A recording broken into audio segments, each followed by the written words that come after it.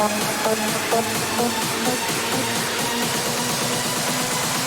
stop the body rock.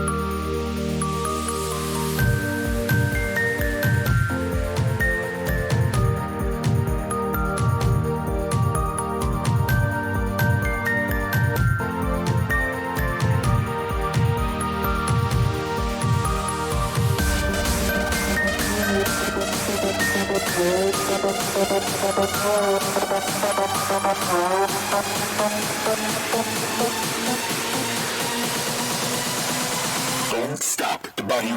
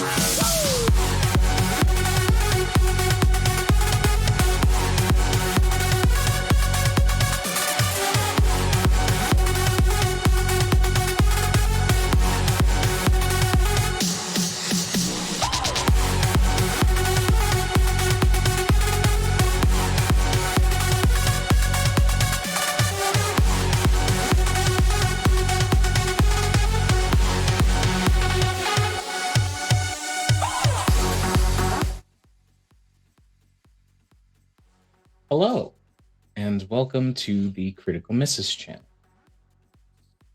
Deep beneath the surface of the ocean waters, on the material plane of Maneus, where our story takes place, we see a metal jungle gym-like structure that seems to cling to the sea walls around it as though holding on for dear life. On the interior, panic, people running back and forth down crystalline hallways of polished metal, red lights flashing. A once helpful AI voice stuck repeatedly saying, evacuate, evacuate, evacuate, droning on and on to a useless end. We see a woman, black skin, hair pulled back into a tight bun, long white lab coat dirtied with dark red stains of blood that does not seem to be her own. Shallow, quick breaths as her hands scramble across desks, knocking anything unimportant off, shoving the papers into whatever bag she's managed to get together. Then, a rumble. The station shakes, and the woman looks out through the glass. Splashes of water, displaced, as shapes lifelessly drift downwards. Bodies, comrades, friends. But behind them, past the shapes, just barely visible through the darkness of the ocean water, immeasurable size. A silhouette that is unnerving. The pupils of the woman dilate as something ancient, something powerful, something protective snaps. And then another snap, and another snap, each one sending rumbles through the rock that the sea station is built next to. Rumbling through the water, snap, snap, like branches on a massive tree finally giving way. And then her. The face mottled with scars or holes.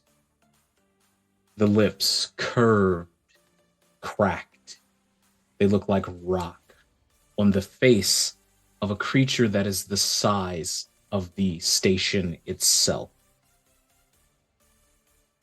Long tendrils of black begin to wisp off like smoke as creatures crawl from her skin and disappear into the water. There's another reverberation, this one of prismatic color that seems to dissipate in the air as it stretches out across the ancient lips. A cracked and wicked smile breaks out. Professor! Professor! The woman snaps to. She's in another place, above the water. But still red lights. Still panic. Except not on the face she looks to. The woman named Seren reaches a hand down to help the professor to her feet. She hands her a loaded gun. This should have enough ammunition to stave off anything that gets past us, just in case. But you should be fine. Just sit tight. As she says this large, shadowy form with bark-like skin reaches out over her shoulder, to which she casually tucks a pistol under her left arm and shoots 3 holes through it, without taking her eyes off the professor. We'll get this clean. She stands and turns, No longer having to put on the veneer of bedside manner for a panicking civilian, she scowls. Why are these things in my base? And as she walks out, 3, 5, 10 more of these creatures appear. And just as casually, she produces this long blade of psychic kinetic energy. And with blade and gun in hand, she becomes a whirling dervish, turning all of these creatures to mist. She sighs tiredly. It's always got to be fucking something, I tell you. And she pulls out a small device, a walkie talkie, that says, hopefully, you're taking care of this, Tidebreakers. I want these things off of my ship so that we can get back to what we should be focusing on. Tidebreakers, form up and roll out.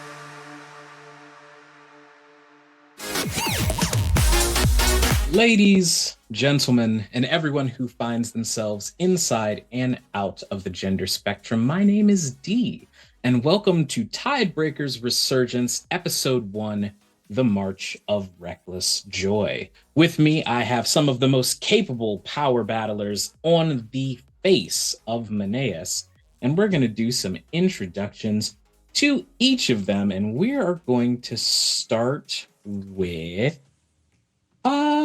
let's start with Serenity. Tell us who you are, your pronouns, and your character's name. Awesome. Hi, I'm Serenity. You can find me on the interwebs as Click Clack Snack, She, Faye, Any. And then I will be playing Hannah Chainlink Russell, and she goes by She, Any. Fantastic. And next up, we have the lovely classical Liza. Hey, my name is Glyza. I go by they, them. You can find me everywhere by @classical Glyza. Today I will be playing Gabriel Gabby Daquila, and he goes by he, him. Fantastic. I just took a drink at the time we finished that. Next, we have everyone's favorite Husha Kid. It's me. Hi. My name's AJ, also known as Husha Kid. My pronouns are he, they, and I am playing Clevor Clev Das guy, who also goes by this the he, they. Fantastic. I hear that guy is MILF's favorite cookie. Next and last but never least, we have the lovely Petty Energy. Hello, I'm Petty Energy. That's also my username on the internet in some places. My pronouns are she, her. My character, P. Shaw Bakken. Yeah, that's the character's name. I got it right. Also uses she, her. And yeah, we'll see how that works out. Fantastic. And my name is Dee. Like I mentioned before, I'm your storyteller. I use any pronouns that you feel are most appropriate or that make you feel included. If you want someone to have the same pronoun as yours, call me by him. I'm fine with that. So, with that having been said, the call has been sent over the communication devices, which you all have affixed to your uniform in some way that allows you to hear them. We are going to see who exactly we're going to be introduced to first. You know what? Let's do this on in reverse order. So, as this call comes out across the radio, we flash over to P. Shaw, who is dealing with at least a group of these stooges. What does that look like? So P. Shaw, who normally just goes by Shaw in the field, is dressed in some thigh-high socks, loafers, a skirt, and a big purple sweatshirt that basically is swallowing her. And then she's also, and as she's dealing, her way of dealing with all the different creatures going around is, you see occasionally just kind of sporadically around here, little sparkles of like pink and light blue, and the occasional bleeding sound as things just kind of seem to try and get closer and never quite make it. Except to fall over and then get seemingly trampled. Indeed, indeed. Is there any particular reaction that Shaw has to your commanding officer coming over the radio and saying, like, hey, wrap it up? I'm wrapping. Is it Friday yet? Fantastic. So next up, we come over to Clev. What does it look like as you are getting rid of these stooges in your way? So Clev is about like 6'4", wide as hell. Has on these black fingerless gloves that one has a symbol of fire and one has a symbol of ice on them, and he is just fully grabbing a bunch of these stooges, slamming them into each other. Is right now shirtless. Has basically like a tied boat around his waist, wearing just this big, just big baggy pants. You see that his skin is like, it's like this mishmash of reds and blues all over, looking like they're fighting each other across his whole body. And they have like one like over a tusk on one side of their face, a horn on the other side of their face, white hair, yellow eyes, and just the biggest grin on their face right now. Just tossing these guys as if they were nothing. Fantastic. And there's definitely like more than a couple Wilhelm screams as you're just like flinging things through a window included, so that glass goes shattering everywhere. Is there anything that Clef says in particular in response to what he hears over the radio?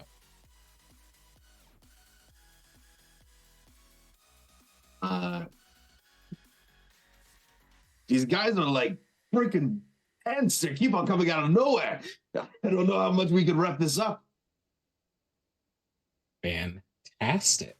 So with that, we then shift over to what I would imagine is a little bit different sort of scene rather than the physical dominance that Clev is expressing. What do we see when we check in on Gabby? Gabby is do you know like those, like a sun shining through a window and there's like humming music while Gabby is this handsome young man reading a book, just quietly looking out the window and reading. And he's suffering. He's been suffering for a couple of months now. This isn't his world. He doesn't know what's going on. So he writes tearfully into his journal how he misses home. And he hears the messages on the radio, and one single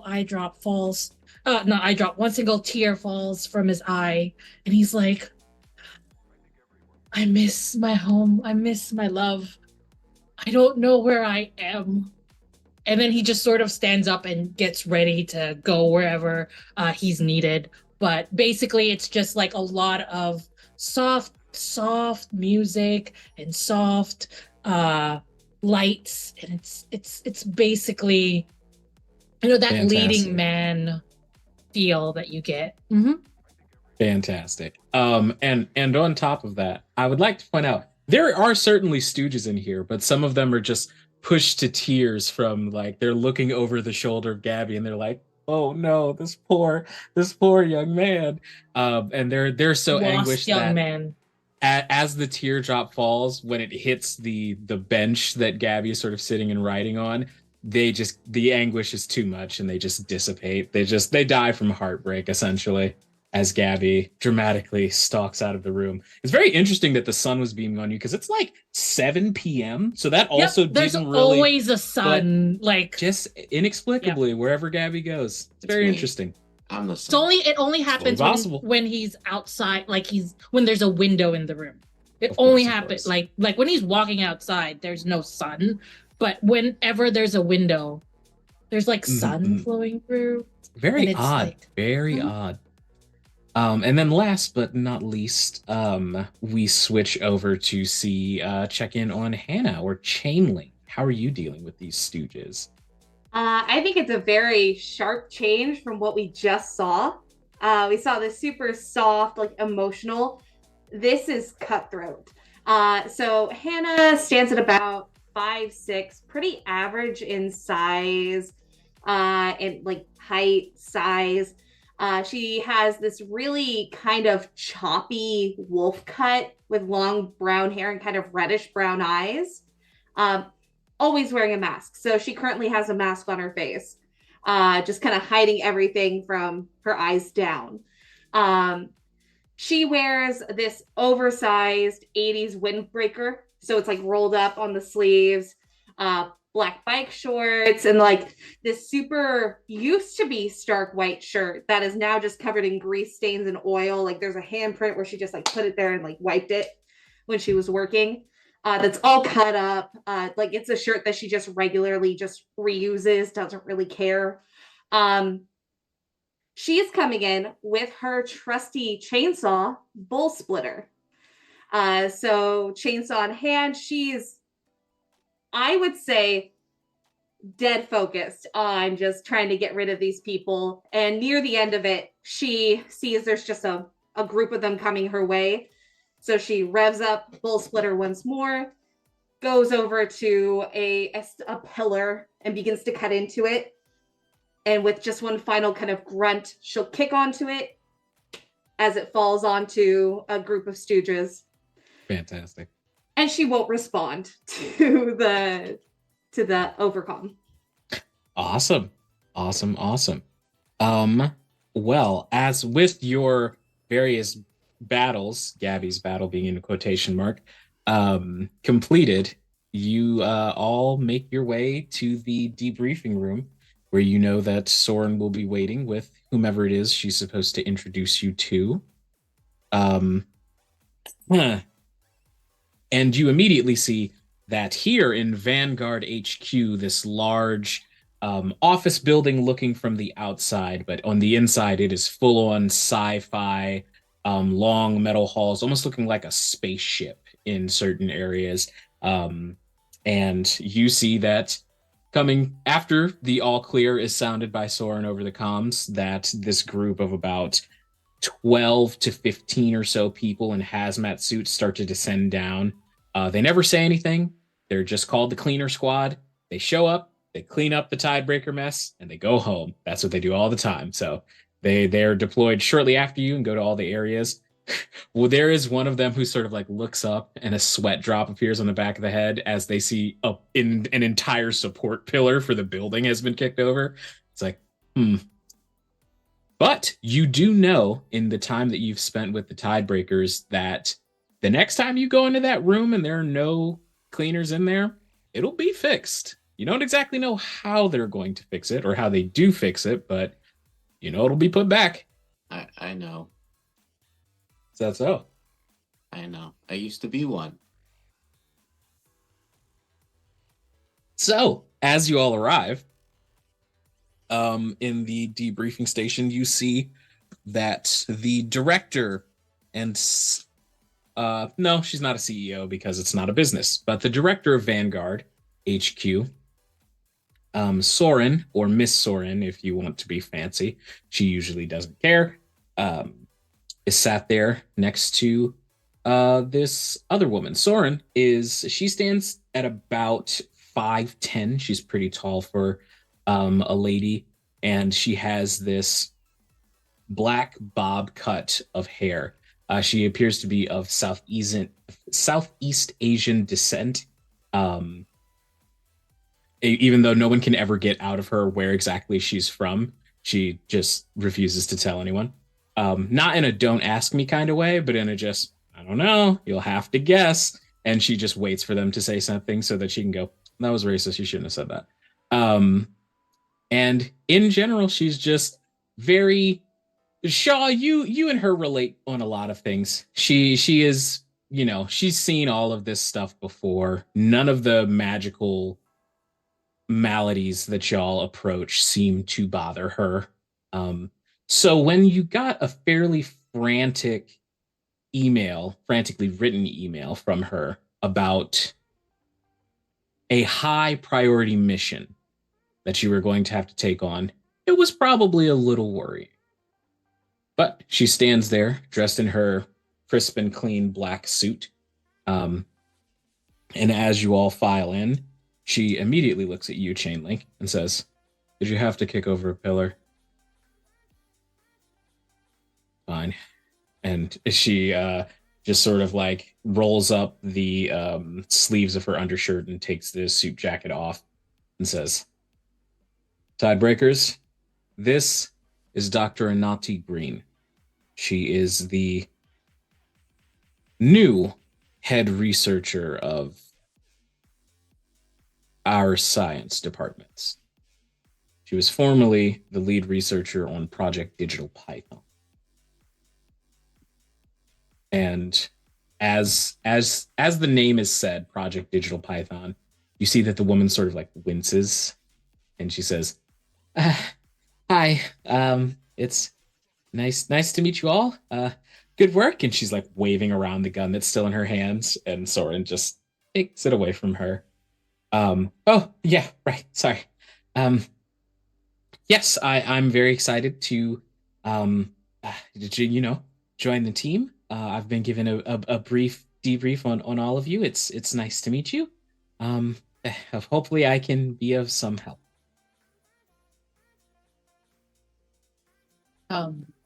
Gabby is lost in thought because he wants to say that Soren is Filipino, but what is Filipino in this world?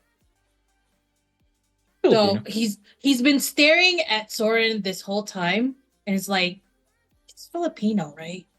No. What if she's not? What if she gets offended? But she could be. But she looks like me. But what if she's not? So that's basic. Like if you look at Gabby right now, he is staring intensely at Soren, and all of his thoughts are probably like clear on his face. So. Mm-hmm. For a second, when you look at Gabby, when they think this hard, you can almost start to see like an outline of a thought bubble behind the head, but it must just be an optical illusion because it always disappears eventually. Soren looks to all of you and says, "Oh, please. You're four of the most talkative people in this building. You can't do introductions now?" Pisha, who'd been chewing on bubblegum and just inflating and deflating the bubblegum bubble repeatedly, finally just inhales it again. "You can call me Shaw. I will call you Doc. That will let us be peaceful. Can I go home now?" No. Goes back to blowing bubbles. Fully Glad laughs and just like gives a big pat on the back to Shaw. He's like, "Shaw's always doing the jokes. I'm Clev." Nice to make your acquaintance.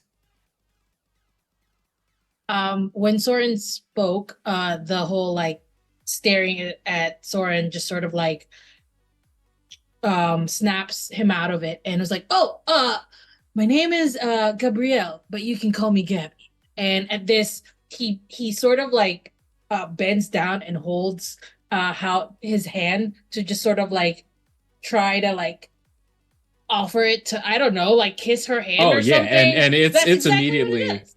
immediately in your hand, and she's like the cheeks go sort of red, and she goes, Yeah. "Oh, well, it yeah." Mm-hmm. And she just like is so awkward. She just shakes your hand, um, and it's just like completely red faced. And Gabby stands and just sort of like stands, but also leaning on something, but there's nothing to lean on, and just Perfect. smiles. After that, that's lasting too long. Mm. So Hannah will go ahead and just kind of like put her hand out and just like not mean, but will just like tell Gabby that's enough. Like pull his hand down. Go chain link. Nice to meet you. And Soren goes, Soren, can I do my guess for today? "Go ahead." Malaysian. Not even close. Dang So it! Just the like reason that I've takes out a list and just crosses cross off out the name. another one. The reason that I've brought you here is, as I mentioned in the emails, there's a bit of a problem across most of the known world. There's been some magical happenstances that are getting a bit out of control to the point that we are deploying all tiebreaker squads from across the globe to try and deal with them. And of course, you will be assigned any ones that pop up in our vicinity.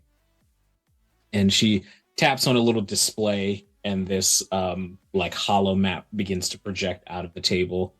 As she said, it continues and says, "So the big issue is that these creatures, as you can see," and she sort of pulls up some recording of the previous fight, and the shadowy bark-like creatures are frozen, like freeze framed and screenshot to be brought to the front of the hologram. And she says, "These creatures keep pouring out of a particular field of magic energy that people smarter than me have taken to calling marches. I'll give you one guess as to who is the resident expert on them." And she sort of shoots a glance over to the doctor and says, "We're going to give you a full debrief on exactly what you can expect inside of them. But there's one that opened up recently downtown in Antivan. And we're going to deploy you there first after our recon droid gets back with an update on what exactly is going on inside. Does anyone have any questions before I let the smart science person explain magic?" If it relates to you going home, Shaw, the answer is no. And Can we be yes, dropped in this time? I have a new move I want to try. it depends on what the scouting report says, but I suppose you'll be the ones deployed in the Mach 5, so you can approach it however y'all see fit.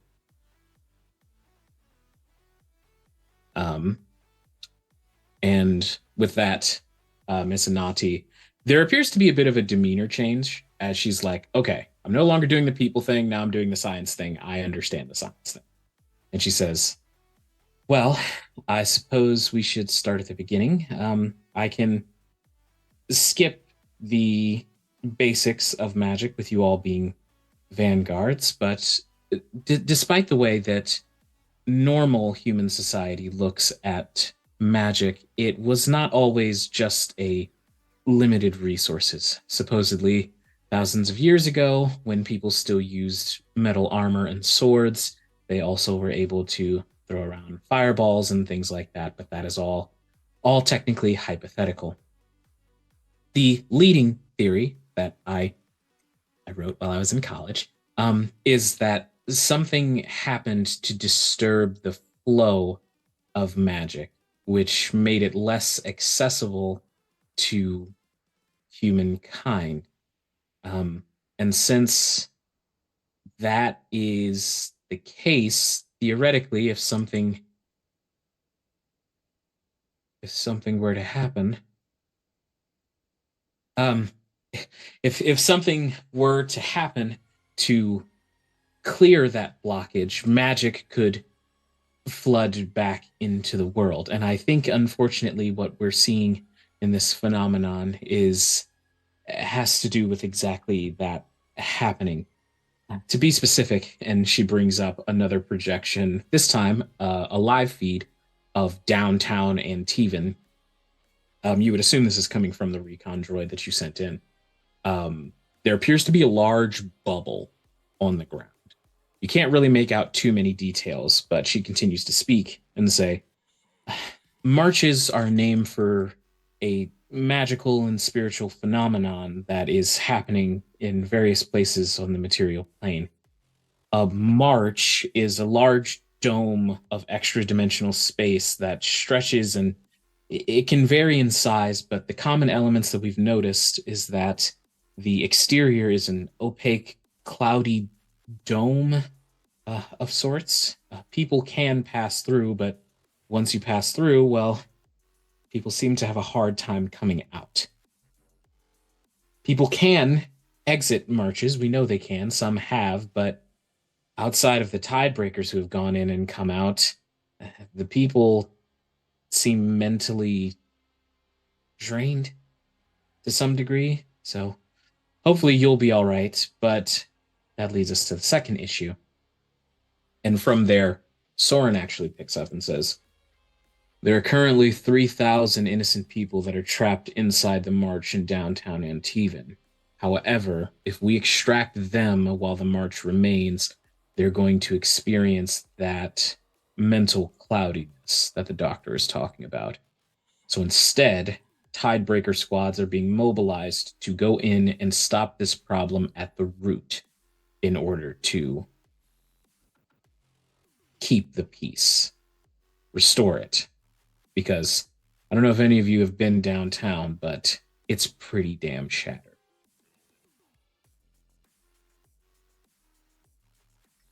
Now, the issue to this is we don't know what the march is going to look like on the inside until we go into it. That's why we're sending our recon droid to try and give you some details, but plan to be going in blind.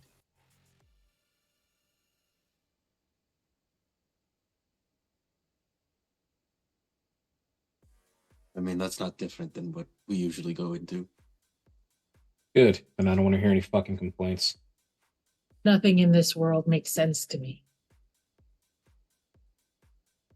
I mean, I don't get to talk now. you grasped onto the concept of flirting with people pretty quickly, Gabby. She says, just turning away from Shaw. Well, that's just how I talk. I noticed.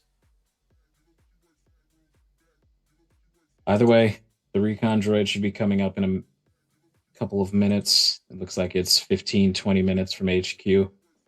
I'm lifting the restrictions on your requisition passes, so anything you need out of any of the storage, grab it. Take it with you. Anything? And you see there is a purposeful pause and a small sigh. Anything within reason. It's not going to come out of your pay, but I still want expense reports. Chain Link's like up and starting to head towards the door. Like ready. Fantastic. Yeah, so you all can scatter for a bit and do any of your preparations. Chain Link, you probably want to prepare the Mach 5, as it is called. Technically, it's called the Mark 5, and it's your Tidebreaker Squad's vehicle. But it can go Mach 5, so some people get confused and switch up the names. Is there who wants to go first? Who knows what they're going to requisition and what they want to do? I'm going to be useless in this. So only because of Gabby being useless. So Gabby is going to go and look at the things that are available and chooses everything that's red because he has an aesthetic to fulfill. So he doesn't really care what all of these things do. Fantastic. But as long as it's red, it fits his aesthetic for the day. Also, while he's picking it up, he's like, "Nobody sees you bleed when you're wearing red." Every time he picks it up. But yes, that is what Gabby Fantastic. is doing. And we also see from the sort of like behind Gabby, always one obstruction out of their vision. We see what looks to be this man who seems to be around Gabby's age, pretty young in the face, very inexperienced, super low level, like rookie member of Vanguard HQ, not at all close to the rank of Tidebreaker. And he sort of like approaches, just hiding behind things, doesn't actually approach you, but it's just like dreamily looking at you. And when you make the comment of red, we can all see that he goes, so true, so true, and like continues writing things down. Um, Fantastic. All right, who wants to go next? So usually, Clev, like, he's now has their coat on.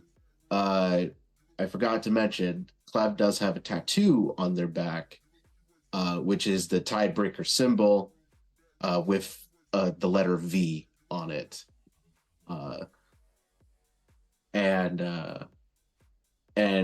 But now they're looking at this like weird vest thing that like kind of looks like there's like a little slot in the middle of it, that could put like some kind of weird liquid core thing, and he's picking up a bunch of these like little core things to put like on the side, uh, of their belt right now, and he's like, "Oh yes, this will do quite nicely." Fantastic. And Clev, I think this is when someone approaches you who is also this equally burly man with this curled up mustache that is always seen wearing boxing gloves, these sort of dark brown slacks with suspenders over a striped shirt. His hair is coiffed at a very odd angle, and his nose, while it looks like it's been broken a couple times, a couple dozen times, you've even done it a couple of times, it still looks for somehow like in perfect order despite showing signs of breakage. Very odd. And he approaches, you know that this is Dudley. And he says, well, hello, Clem. I hear you and your squad will be mobilized soon. Yes, Dudley. We will. Hopefully you will go out there and achieve some glory for the good of us all, yes?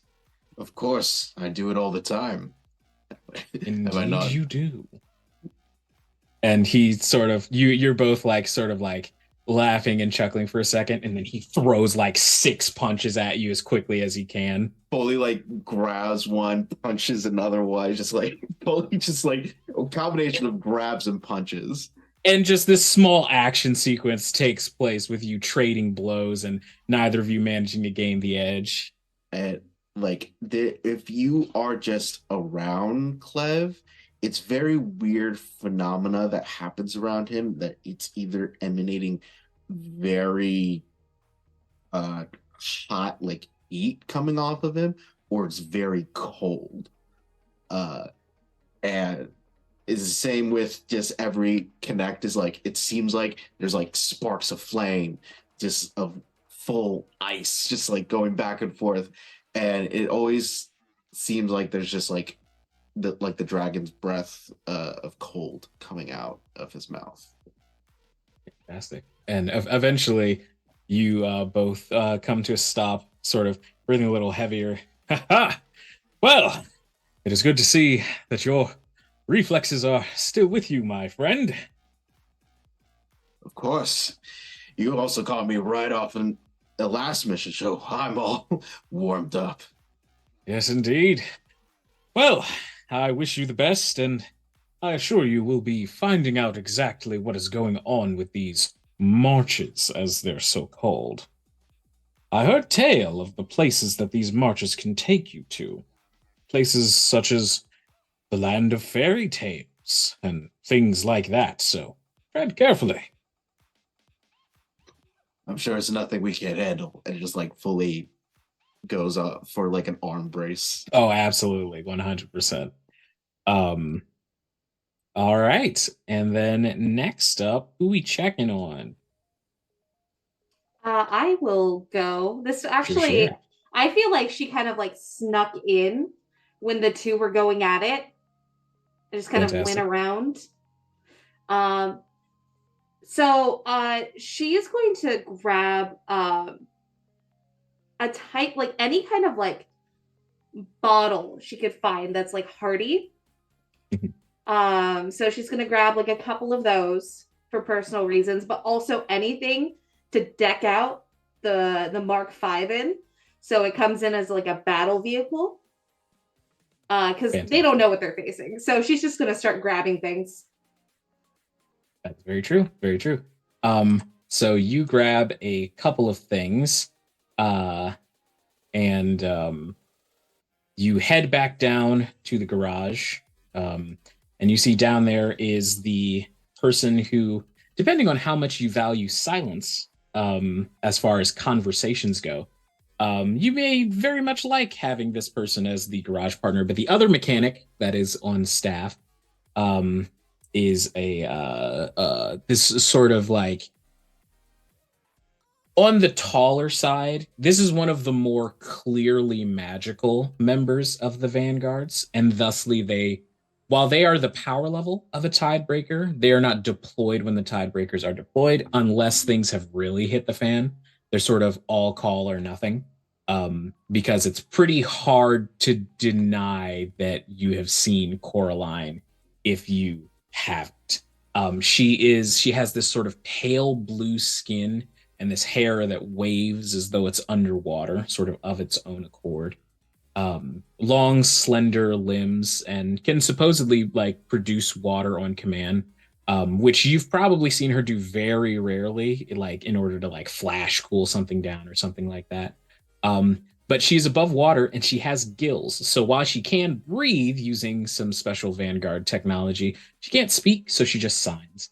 But as Coraline sees you approach, she sort of like waves, and signs to you and says, like, so I hear you're going into that weird bubble. This will be something where she signs back because she is not moving, or no, she can hear. Just kidding. Yeah, at least we'll see. Fingers crossed. Hope everything goes okay. We'll see. And she sort of nods and moves over to the Mark V. And just as an above table note for everyone watching, everyone in this world knows common sign language. So you don't have to ask yourselves whether or not you can. You implicitly know. It's taught in schools just like regular common. So you both move back over to the Mark V. And she starts to immediately sort of pick through the things that you've grabbed and affixing them to the various places that they go. The Mark V is in its parked form for the purposes of staying compact and out of the way. Even though this does not have to be the case, the Mark V is this large, like sedan-sized vehicle that has these chunky like rails of black all along pretty much every ridge of the thing, and you know that is there to account for the expansion that the Mark V is capable of into battle mode. But she's currently is sitting there. It's pristine, very clean, as you like to keep it, and ready to be affixed. Is there anything in particular that you would like to put on there? I think for certain she wants to put something sharp on the rims of the wheels, just in case anything's needed. But other than that, I think it's more she will take into Coraline's opinion on this and just kind of do it without fighting. Just go and keep going. Fantastic. And yeah, Coraline agrees pretty. You both have the same wavelength essentially when it comes to things like this. Like she agrees with most of the things that you've picked to outfit. She's affixing the sort of like platinum tire spikes and sprinkling them with holy water because who knows what's in here. And she walks over to you and signs and says, I'm also going to send you with my trident just in case you need it. You can use it as a backup power source in case there's an EMP or something.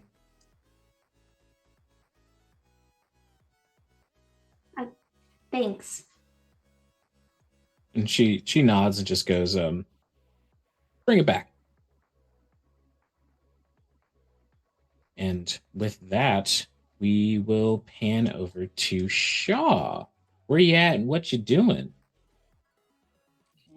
First thing Shaw goes to get is because magic has started to flood back into the world, and I imagine we have a number of magical type of things. Mhm. So she's gonna find the section where they keep any sort of like staves or anything like that. Find the biggest one she can.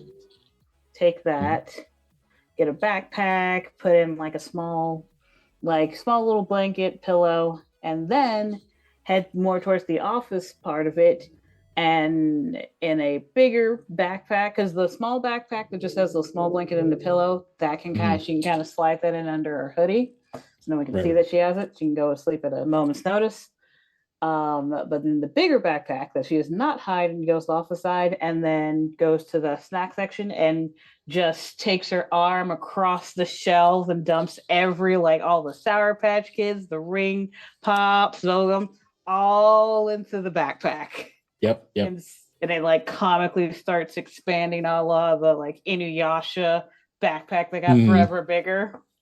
Fantastic. And the person who works in the cafeteria sort of like shoots a glance over and then just like sees it's you and goes, tiebreakers, whatever. Yeah, it's just like, listen, I'm not the one who restocks it. I just sell it. So that's good. And as you return after you're grabbing your treats, you hear a familiar voice from atop the now swelled in size backpack that says, "Hey, pretty girl, you mind if I snag some of these Doritos from you?" And you look up and see the enchanted iguana that is sort of like perched at the top of your bag, whose name is Simon. And he's just sort of like already going through the bag, like looking for things that he wants out of your bag of treats. First of all, it's not fair you made that a reptile. You're making this very difficult. Uh-huh. Secondly, Shaw look up and just go, no, get off. Oh, come on. Can you at least walk me back to the elevator? I'm so tired. And in response, Shaw will actually go and do kind of do like magical girl transformation, but in reverse to kind of spin them off. So she's already in like the thigh highs and like the skirt and everything. So kind of switches more to like civilian mode. So slowly it just becomes like jeans and just like a regular fall jacket. And then it's just the spin in reverse. There are like all the hearts and stars are like flowing back into like the clothes and everything until like a little locket you see around her neck. And as Simon is sort of flung off, he lands like halfway tucked behind the snack counter, and he goes, "Ooh, there are dum-dums back here." And he scurries down and just disappears. This is why I wanted to go home, but good haul of snacks. Hopefully they get little Debbie's next time. And Shaw at that point attempts to move, but without the magical girl strength, the backpack is a lot heavier. It's like, fantastic. I have to retransform. Again, so that's sort of absolutely do it again. Fantastic. Is there anything else that anybody would like to do before you're all called back into the briefing room?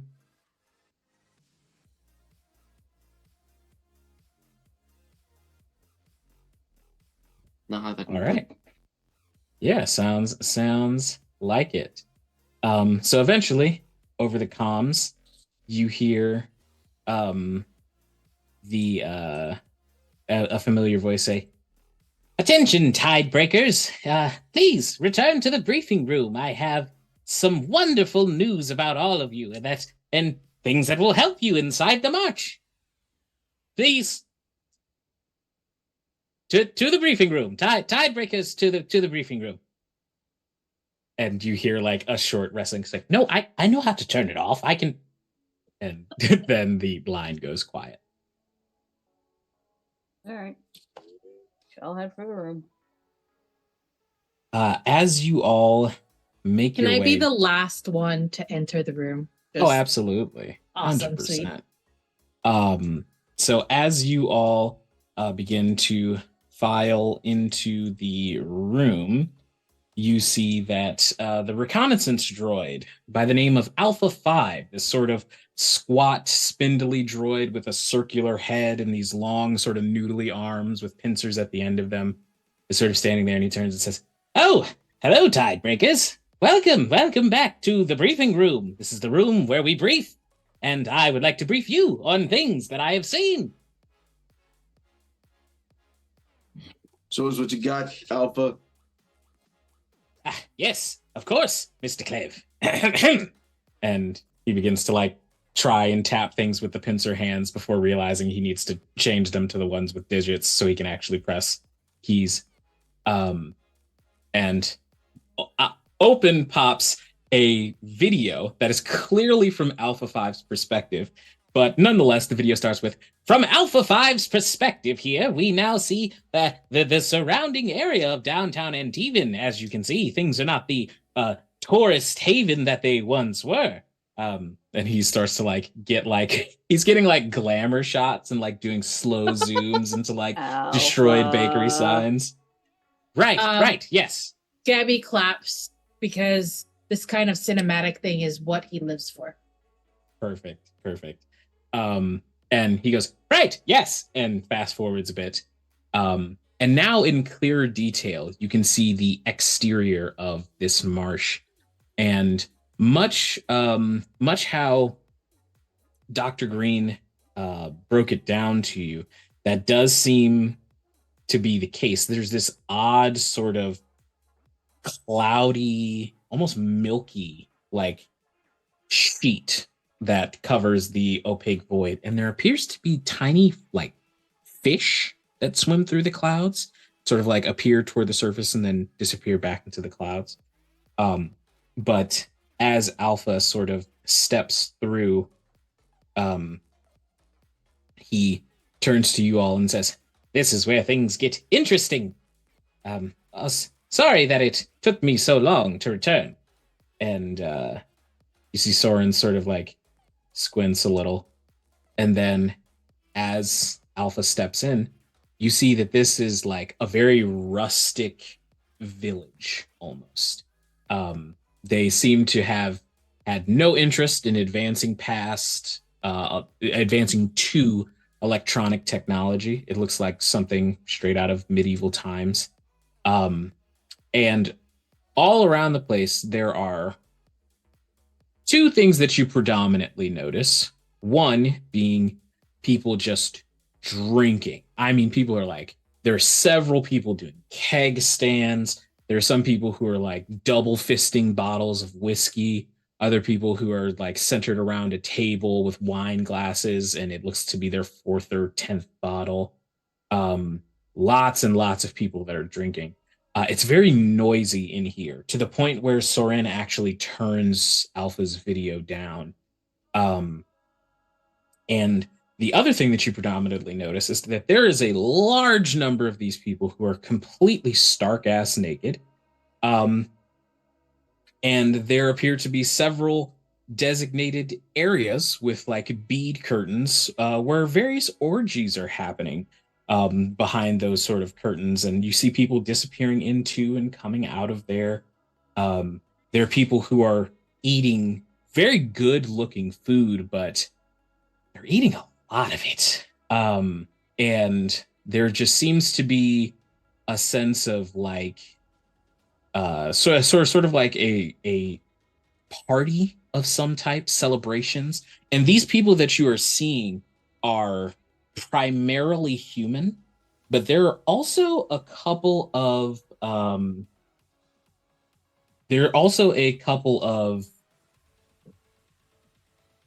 like shorter people that are seem to be covered in some amount of fur with these long curled horns. I will invite all of you, first roll of the game. Everybody can make me a wits test. A wit. A wits. Now as a reminder, so if we're rolling our wits, are we rolling the number of dice equal to our score? That is correct. So if you are rolling for wits, that means you are going to roll a number of dice equal to your wits score, and anything a 4 or higher is a success. This is going to be a DR2 skill check, which means that you need 2 successes in order to succeed. You said 4 and above, right? Yep. So, 2 successes is a success? Yes, indeed. Yes. 4 successes. Nice. For just an advantage, would me being of a because Cleb is half Oni, half. You're explicitly magical. Yeah. So I'd say you've probably heard stories about these folks before. Go ahead and add an advantage die. Yeah. I failed. I only got 1 success. I imagine the minute she saw like orgies happen, immediately she just went. Absolutely. Not happening. I got 4 successes. Okie doke. So those of you who succeed, you're able to piece together that these are satyrs. They are creatures of, presumably like fairy tales and such, but they appear to be very real and very in the flesh and drinking and enjoying various libations. Some of them are smoking, sometimes out of pipes, out of all sorts of things. Yeah. As you're continuing to watch the video, does anyone pose any questions to Alpha 5? Or do you just watch the video until it ends? Go ahead. You can go first. You're good. I was just going to say, Alpha, you mentioned it took you a while to come back. What delayed you? Oh, well, I'm not exactly sure. I attempted to come back fairly quickly, but when I returned, it seems that my internal clock had told me that 5 days had passed, so I assumed it had been 5 days. From our perspective, has it been 5 days, or? Nope, it's been like 30, 35 minutes. But as Alpha 5 says this, Soren sort of like cocks her head confusedly and it does the equivalent of like moving the mouse so that the timestamp of the video can come up. And you see that there are 36 hours to this video. So apparently Alpha Red was indeed there for 3 days of recording time. He can only record for 12 hours. Oh, I don't like reality marbles. I think Hannah would go ahead and say, "Can I check your mechanics, Alpha 5? I want to see if anything changed." Well, of course. It is always an honor, Miss Russell. And he sort of like shuffles over and says, "Apologies, I might smell a bit like alcohol." That's fine. And she'll open it. Pretty much like she knows like nothing on the like electronic side, but mechanically, is there anything that's changed or weird about him or them? Yeah. There appears where there once was a power source for Alpha 5. You sort of like look in between the gears and like the treads and things like that, there's various bits of like greenery, just like weeds and plants that it looks like he rolled over when trying to move. But looking toward the center chest compartment when you open it, where there once was one power source, there are now two. They appear to be attached to the same sort of like outlet, for lack of a better term. Um, and they're both feeding power into it, but the other one seems to glow. Did you shut down at all while you were in there? Yes, unfortunately, there were a couple of different gaps in my recording prowess, but luckily I managed to edit that using our company based software. We're Wow. gone for more than 3 days then. That makes sense on how 5 days came to occur. She's gonna pick out all of the like weeds and stuff to make sure everything's like running well. Hmm. I don't know what to make of the second power source though. Do you remember getting it? I was not aware that I had a second power source. That may be why I feel so chipper and upbeat. Or it could be the program. Gabby would lean down. Like, how short is Alpha 5? Alpha 5's like 4'4". Okay. You don't know why Gabby seems taller, but Gabby's 5'4". But for whatever reason, Gabby seems taller right next to Alpha 5. So Gabby kneels down, looks at Alpha 5, puts his hands around Alpha 5's face, and says, Alpha 5, but what does this all mean? I don't know. The robot does not know. Thanks, Thank Gabby. you. Gabby. You're welcome. I did my best. And Dr. Green sort of like comes over and squints down curiously, and you see her face just drop. Alpha,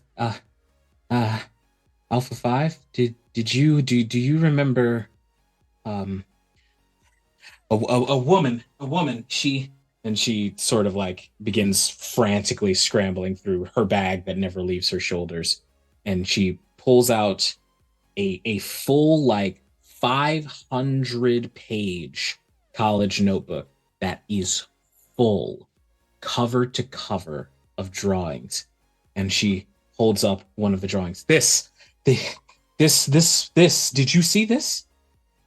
And Alpha 5 goes, I don't believe so. I feel like I would remember something like that. Though, I must say, it does seem familiar.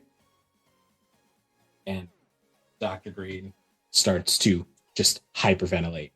And Soren puts a hand on the shoulder and says, all right. Clearly something very, very weird is going on inside this march. If it's something to do with time magic, that's what your pocket watches are for. Be sure you keep them on you at all times. Don't get pickpocketed. Don't get arrested.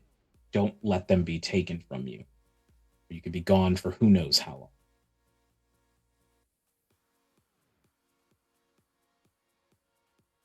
And you see, probably for the first time for all of you, you see that Soren seems to be a little worried to send you into here. And she goes over to Shaw, who is the senior most member of your squad. And she's going to hand you what looks like a this thin bat-shaped figurine. For lack of a better term, it looks like a flat batarang almost. And it's made of wood. And she says, if you burn this, I will teleport in there and help you. Try not to, because there's only 6 of them in the world. So. No pressure. Thanks. Also, And she's relax. We'll be fine. And she doesn't necessarily like relax because you've said it, but she realizes that she has shown worry and she immediately stamps that shit out like a fire under her foot. And it's just like, I'm not worried. You're tiebreakers. Do your job. And she leads the doctor out of the briefing room. Mm-hmm. And I'm going to need some more time to make sure that both the vehicle and my weapons can work under these conditions because there's not going to be fuel. Oh, there was one other thing that I thought would be prudent. The director was rude enough to stop my cinematic masterpiece. And he sort of like scrubs along the 36-hour video file until he stops on a large throne that sort of slowly ascends upward a couple of steps. It seems to be pieced together from various broken bits of like house and things like that, just made out of like junk, essentially. And sat atop his junk throne, tapping one hoof against the ground of it, and eating a vine of grapes, stem and all, just lowering them into his mouth. There are curled horns and this sort of jaw that looks like it's been reset a couple of times, and a lot of scars across the face. And in the other hand, the grapeless hand, as we'll call it, he hafts in that one hand he's holding a great sword that looks to be twice the size of his body. And Alpha 5 says, I heard a lot of people calling him Cymbalin. Apparently he is the leader of this march to some degree, and well, he's certainly who you'd want to talk to about taking it down. Talk to or Sure. talk to? All right, No. easy, icy hot. We don't know what we're getting into yet. I am confused. You said the same thing 2 times, Mr. Clev. He means punch it or talk.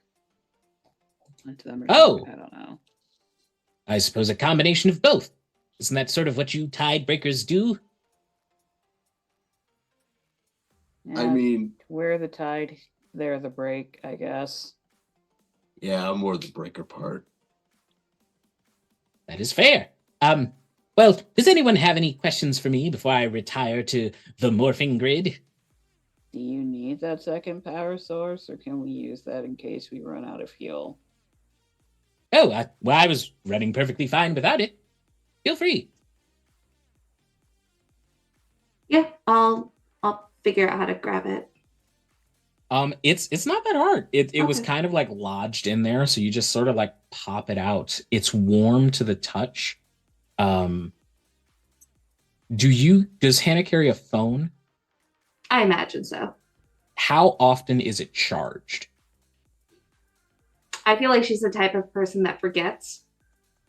It Oh, is. no, Your stressing phone me is out. charged. You hold this energy source for only a couple of seconds, maybe 30 or so. Your phone is fully charged. All the gear on you is completely powered. It's not even affixed to any of your equipment, and it's charging your things. Ooh, I will say, wireless charger. in a way, yeah. I will say that Hannah, you specifically being a being a mechanic, you can go ahead and make me an intuition roll. Okay. Cool. 3 success. Okay, with 3 successes, you think you know what this is. This is something called an Ember Energy Source. It is supposedly a shard or fragment of a magical automaton, for lack of a better word. It is a fragment of a creature, probably flame-oriented, you'd assume. But it was strong enough to animate an entire automaton. So there's a lot of juice in it, and it doesn't seem that it's been drained almost at all. Like any power that would be missing from it, you would assume went into Alpha 5. So that's a very rare thing to just stick in a bot for no reason. Everyone will see she's very like blasé. Not a lot gets her very excited. But you'll all see her eyes light up, and she looks to Shaw and is like, "Good thought," and will quickly scamper and scurry away to go put it into the to the Mark V. Shaw kind of just shrugs. Alicia is furious right now. I don't know what you're talking about. It's just a power source. Furious. Who knows where it came from? So with all of that having been said, there is what was I about to say? Soren is not at all the type to stand at the door and see you off. So y'all know that you're clear to go into the city of Antivan whenever you're ready. So whenever you're ready, set off. I think Clev is literally there's nothing for them to do right now. Fully just laying on top of the Mach 5 and just like playing with like a Rubik's Cube or like some fidget toy. Just like is it are you done? No. Oh, okay. Coraline immediately spritzes you like she's a water bottle. Fuck off of my truck. The hell is wrong with you? Do you want something to do? It's comfortable up there. Go on a nap, Clev. Gabby, when he first came in, he was wearing somewhat it's not really a long robe. It's like a nice red coat, and like, it's long, but he looks at everyone and he says, "I think I'm gonna need a longer coat. I will be right back," and just sort of leaves. And then when you all are ready, this is exactly what he looks like. I'm gonna describe it to you. He doesn't have long hair, but he feels like he has long hair when you look at him. It's like flowing, but his hair is just this long. But he feels like he has long black hair. And the coat, the cloak that he's wearing now, before he had left, it was a nice clean cloak, but now it's kind of raggedy red. Like it's seen multiple battles, but he's not, that cloak hasn't been seen multiple battles at all. It covers now the cloak covers half of his face, so you only see his eyes. And like somehow his voice is deeper. He's like, "I'm ready for battle now." And then suddenly there's like sparkles of like flashing lights. It goes around him while he stands waiting for the rest of the team to be ready. So his cloak is longer now? Yes, Yeah. and tattered. And tattered. All right. And tattered, like it's seen battle. I signed to Coraline. It's like $5 he trips.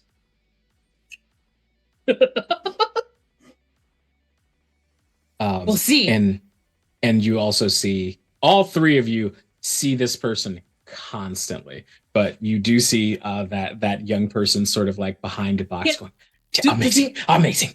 Does he have a name? Yes. This person's name is Kevin. Cool. Oh, I was about to say, can we roll to see if we care to know his name? You absolutely can roll to see if you care to know it, for sure. He's definitely still wearing the thing he's had since orientation that has his name tag on it. So if you don't know his name, it's even funnier. Oh man, what should I roll? Can I choose to fail? Yes, you absolutely can. Okay, cool. This would be probably a wits roll. So many dice for me. Oh, that's good. I mean, that's 3 fails. I got a 2, 2, 3, and a 6. It starts with like a K or something. So I want to make sure, at least wants to make sure. So the name, has the name tag, says Kevin, right? Yep, 100%. Making sure. Shaw, turning to look at Kevin. Kagami, please. I wasn't I wasn't doing anything. I was simply Mm-hmm. I was getting is ready for my that shift. Kigami? Ah, Nope. That's not. No, it's Kigami.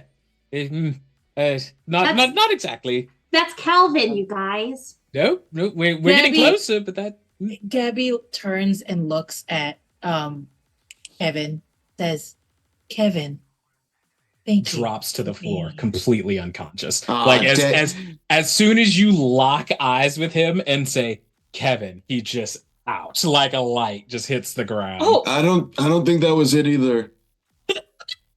And like circling around him, you see like a bunch of like birds with heart eyes just like throbbing as you've said his name, and he's just completely fucking out. Yeah, can't be that. Totally passed out. I mean, yeah, clearly that's completely the wrong name.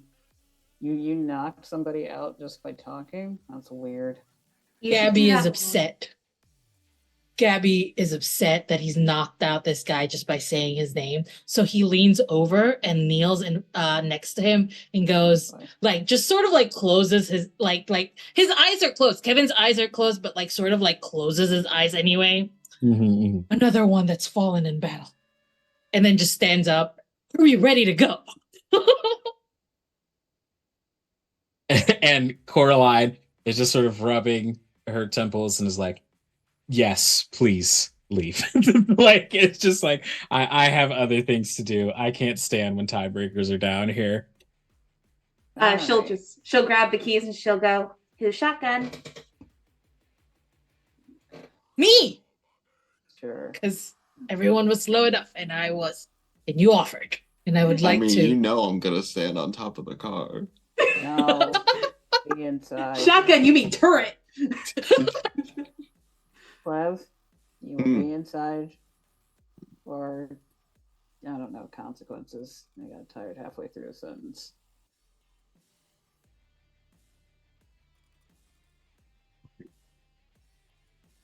Coraline slyly passes you a set of feet straps, Clev, and it's just like to strap to like the hood of the Mach 5.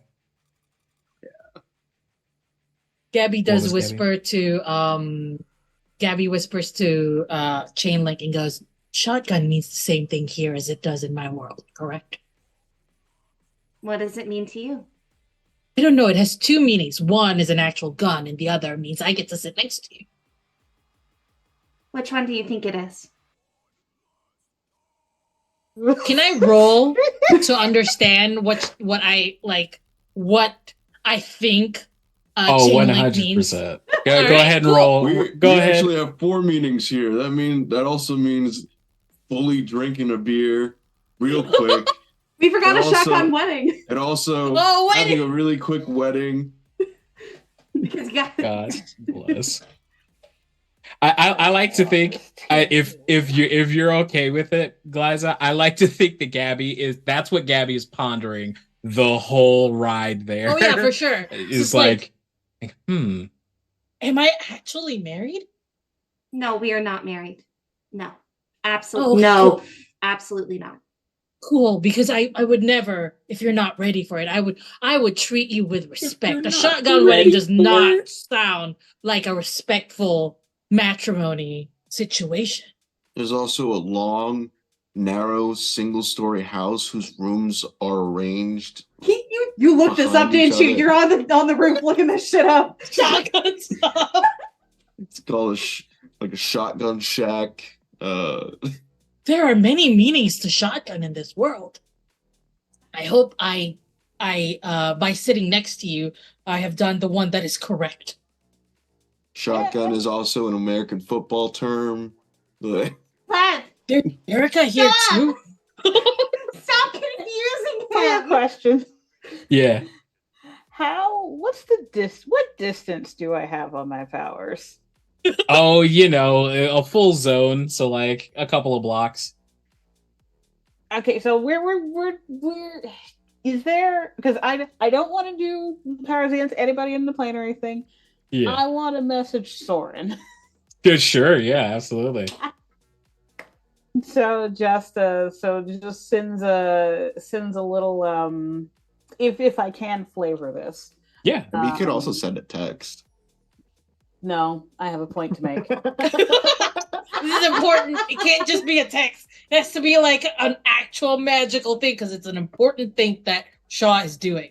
I imagine wherever Soren is right now, at some point there's a little like puff of pink and light pink and blue that kind of appears near her. That kind of coalesces slowly into the shape of a sheep with a pompadour. Mhm. And in place of like the bleating that you normally hear from a sheep, you hear in Shaw's voice, I resent being assigned to this team. I want Fogo de Chao after this. The only response that you're sent back is LOL wrecked. And that's it. And with that, as you all pile into the Mark V, which begins humming to life as the voice inside the directional artificial intelligence inside the vehicle says, "Welcome, Tidebreakers. Where are we going today?" And as you pull off out of Tidebreaker HQ, that is where we're going to take our break for the evening to get up, stretch, refill those waters. And when we come back, we're going to have more action as the Tidebreakers hit downtown Antivan. And Thank you more for joining us here on the definitions of Critical shotgun. Missive. Absolutely. That's happening all during the commercial break. It's like the 1001 Holds of Jericho. We're going to come back from break, and Clev's still going to be listing them off.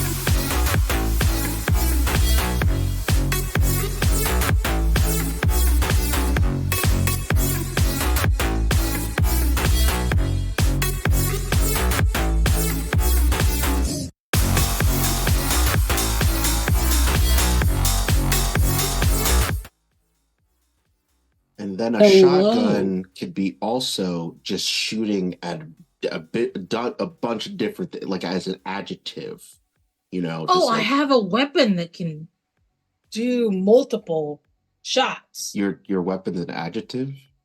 I meant guess. sitting next to me. That's the type of shotgun I meant. Oh, okay, that makes sense. Thank you As for you clarifying all that. slowly come to a stop in the Mark V, in downtown Antivan. This place is wrecked. It looks bad. There are dozens of these sort of bark-skinned demonoid creatures that are just like breaking windows and tearing shit up. But more worryingly, perhaps, is that the area that is immediately next to the large dome that you are here to investigate is completely white. No color. All the color has been drained from the buildings and the street, and the corners are even missing some features. Not as though they've been broken off and destroyed, but almost like they've been erased on sketch paper. This is only the immediate vicinity directly around the march, in about a 20-foot 20-foot range, like outside of the respective edges of the march. That is where this colorless phenomenon is happening. The rest of downtown is being destroyed just because they're like demons running around everywhere. So since I'm on top of the car, Yep. I think whatever comm link that Kev has is more of like an ear. Can we say like if I press it, it like comes out like a scouter, Sure. and like Soren, you see this, and it's just like kind of like take a picture of it or like stream that video to them. Yeah, I see it. Dr. Green's also here. She's paying close attention. Can Gabby be also sitting outside like the window? Like I have this thought where we're having the conversation about shotguns while I am sitting on the windowsill of the car, and it's just sure. like talking to you like that. Yeah, that's all I wanted to say. That's all Absolutely. I wanted to, Yeah, no, 100%. We're just having that conversation like that. So yeah, y'all roll up. Then you're not shotgun. Exactly. My feet are. That's the most funny shotgunning. part about the whole thing. My feet are All that. shotgunning. It shows how we're all good because we don't know how to sit in a car. You know? We do not know how to sit in a car. I'm standing on top. Gabby is sitting on the window. I think only Chainsaw's the only one that's sitting in the car normally because they have her to legs drive. tucked under her other one. Okay. Amazing. And 10 out of 10. And I imagine Shaw is just passed out in the backseat. I would like to be asleep, but she's not. 10 out of 10. Okie doke. So y'all come to a stop. The Mark V does respond to you all and say, Tidebreakers, it appears we have reached our destination. Shall I enter into defense standby mode? Yes. Understood. And Clev, you sort of like reach down to brace yourself because the car expands out a little bit more into this bulky, almost tank-looking vehicle. And from the underside of the chassis, 4 spikes jut out and stab into the ground so that it's much harder to move this vehicle if it doesn't want to be moved. That always surprises me.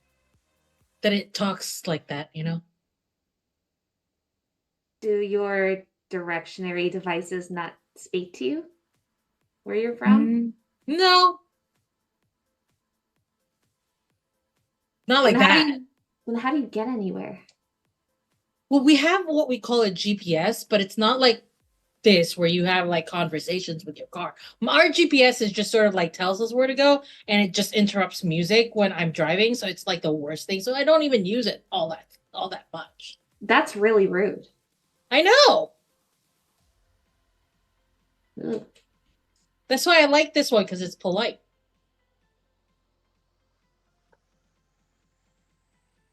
So do we have to clear this area, or could we just like go into the dome? If you want to just drive past the rest of the demons and go straight into the dome, you can. Oh, we're here to help. Cool. Fully. Mach 5, launch me. Understood. Hang on, please, and it will and just send you off the roof. Did you take off your foot straps? Yes, of course I took off my butt.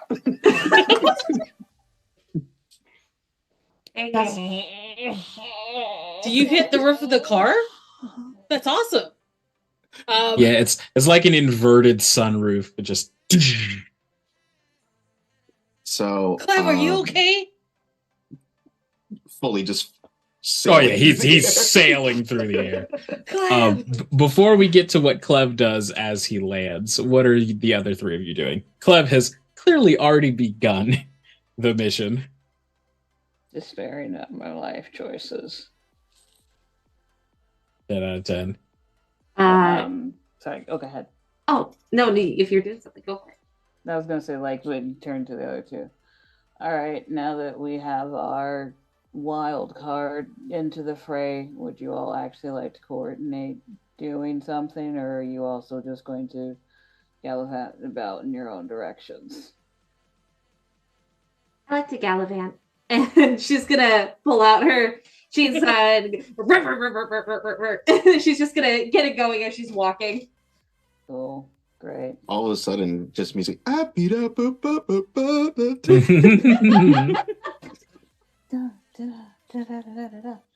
And then you feel a tap on your shoulder, Shaw, and Gabby is next to you, all dressed in his long, tattered red robe. May I gallivant as well? Sure. Just try not to die. It's more paperwork for me.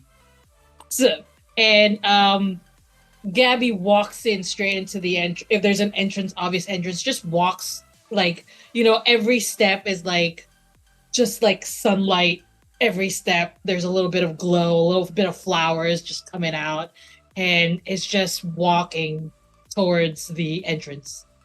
Fantastic. So you're walking towards the like "Welcome to Downtown Antibes" Yep. sign, like the A's like hanging off and falls, and the flowers appearing in your wake are very violent because it's like paved road, but there's still just like flowers that just explode out of the ground, and then it dies as Gabby walks away, but it's just like can't survive.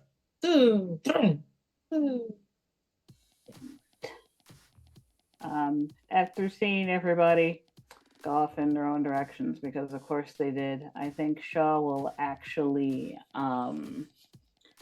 again, I don't know if I was supposed to start this way, but this is what I'm going to ask for. Shaw will actually summon her flock. Sure. Because she wants to send some to actually follow each one in case they need a little bit of pep to keep going, because no idea what the heck we're going to be hitting when we get in here. Absolutely. So you summon your flock. They appear in order, as they always do, starting with the sheep that sort of bleats into existence, these squat, round legs that carry a body that is made entirely of what color is the wool? The wool. So the wool is, aside from Billy, who's always a mix of the light pink and blue, the other ones kind of vary in shades. Like it's typically more in the pink hue. Like you'll get the pink, some purple, any color you can imagine getting candy floss in. There's one of each one. Yeah. Fantastic. So this cotton candy sheep sort of bleats into existence with the long pompadour of pure sugar that extends from the front of it, and inexplicably like a toothpick in its mouth, and it looks up to you and sort of just goes bah, which you know to mean, of course, what we doing? Hey yo, what's up? Exactly. We're good. Since no one else is here, you're like Shaw actually lights up a little bit, like, "Aw, Billy," and hug the sheep, just like, "Oh, my precious flock. All right, I need a favor from you all. My team has decided to go off on their own again. So I need you to make sure that they stay alive. because I prefer them that way, arguably. Back. Also, you be safe, okay? Shaw loves us. And he Yeah, sort of put like words in Shaw's mouth. rubs the cotton candy poof against your chest, and then turns to the rest of them, who all stand on their back legs and salute, and then skip off adorably, following. Exactly. We'll say it's kind of like the Squirtle Squad in Pokemon. Like that's the vibe that I'm imagining. So 3 of them, 1 each follows your teammates, and I will say that you have 2 more. We'll say you can summon 5 at a time with 1 use of it. So there are 2 flock that follow you into battle, and we are going to go ahead and roll initiative. I have a question. Fantastic. I have a question. Do all of these have names? And would we know them since we probably do this all all have names. If you would stay in a position and coordinate, you sure would know their names. I feel like you've done this multiple times. I and feel I like would have this known isn't the first one. time we've met, though. I feel like you're right. This isn't the first time this happens, and you all always leave. So Okay, no. then I have a whole nickname for this sheep goat thing. Is it I a call sheep my or fluff- goat? It's a sheep. It's a sheep. Yeah.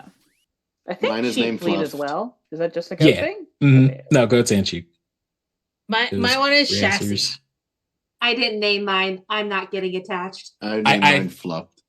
I think what the funniest thing is that like Shaw knows exactly which sheep is going where, and y'all give the same name to a different sheep every single time because you're like, oh, it's the sheep. Like this is the one that follows me. It's gotta be this one. It's like I'm not even the same sheep, dude. I don't know what happened last time. I'm just here. I just got hired. I don't know. My mom said I have to follow you. What do you want from me? Okie doke. So we're gonna go ahead and roll some initiative. Let's get into combat. Y'all are going to be facing 5 different stooge mobs, which is gonna be a fun time. So these stooge mobs, they have HP that I'm keeping track of. You ain't got to worry about that. But it's essentially like medium-sized groups of these demon bark-like things. So they've got the health essentially of like 1 person, but it's a mob. So you're taking down like groups of them until they're all down. Mm-hmm. So to roll initiative, what you gotta do is you have to make a roll, which is your agility plus your advantages, then add and compare the successes. The advantages. Yes. So do you have anything that you think is helping you get the spring on this combat? I was launched. You definitely have an advantage for being cannonballed. Yes. I have as a leader in my own world, as a diplomat in my world, I would like to use my skill of conflict resolution. Absolutely. So you're Awesome. just sort of there's all well we'll get to it. I say you can have an advantage for that, and I'll break you down the scene on your turn. You said it's agility, right? Yep, agility plus any advantages you have.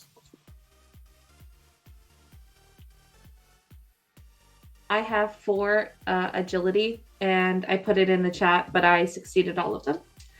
Awesome. I am Cool. my own advantage. Yeah. I would argue Shaw would have an advantage since she's the only one actually planning out an action as opposed to You got backup and you know where you're going. Sure. Yes. You can add a die into there. Absolutely. I got 2 successes. Okie doke. We have to add up the value. Yes, give me all the successes. All right. It's agility, just confirming. Agility plus advantages. Yep. Wait, so am I just giving you like the number of successes, or am I giving you Just the number of total? successes. Okay, 3. I got 3 successes. What's the number for success? It was 3. It's right? 4 or higher. No. Ah. You sure it wasn't 3? Yeah, I'm pretty sure. I would just like to note that I rolled 5 dice. Nice. Just like that noted. How many successes did you get, gorgeous? Are you sure 3 is not? Pretty sure. Yeah. What if I was really nice to you for like the rest of time? It would still be 4, but I'd love you. That's not worth anything right now. Yeah. But hey, it's not Doom points. I didn't get any. I'm so mad. Okay, so 0 successes. In the case of a tie, the victory goes to the player. So you beat out their 0 successes with your 0 successes. Yes! Because they rolled Let's 2 go. 3s and a 2. Yes. Rolled so many 3s. Wait, I have 1 success. Because Yeah. When I said they, I was referring to the Stooges, not Night. Oh, okay. Yeah. I was like, wait. Yeah. You have 4 successes. Yeah, you got 4 successes, in fact. You're super good. So our initiative order looks like this, and it is relevant for you to know what the initiative is, just in case any of you have abilities that can downshift or upshift your allies or enemies. So we have Chain Link going first in initiative order, followed by Clev, and then Gabby, and then Shaw, and then the Stooges. So Chain Link, as you sort of like skip out of the Mark V, prematurely revving up your what is the name of your weapon again? Bull splitter. Right. Because it's As splitting you that bullshit. absolutely. So as you begin prematurely revving up Bull Splitter, what would you like to do on your turn? You get so sorry. Let me put a little more setting the scene here. So you are approaching what looks to be like an abandoned deli shop, and the demons inside appear to be like they have like ropes of sausages around their neck, and they're like wearing them like scarves, and they're like rah, rah, rah, rah, rah, rah. And they're sort of like posing to one another as you approach, and all 6 of them sort of stand up and. And what would you like to do on your turn? I think at this point we're gonna go tried and true. We're gonna do the same thing we did earlier, because no one else is in this shop, and we're gonna have to fix everything anyway. Very true. So I'd like to go ahead and use. Sorry, I'm still trying to get used to this. Sure. So, I called it Chain Break Overdrive. So, and that's basically to do a similar thing. With Demolish and Overload to just kind of like bring down the building. Yep. Or at least Fantastic. a portion of it, and then just keep going. Absolutely. So as with all abilities, when you're using abilities in combat, you will notice that there are 4 boxes that are next to the power level of your ability.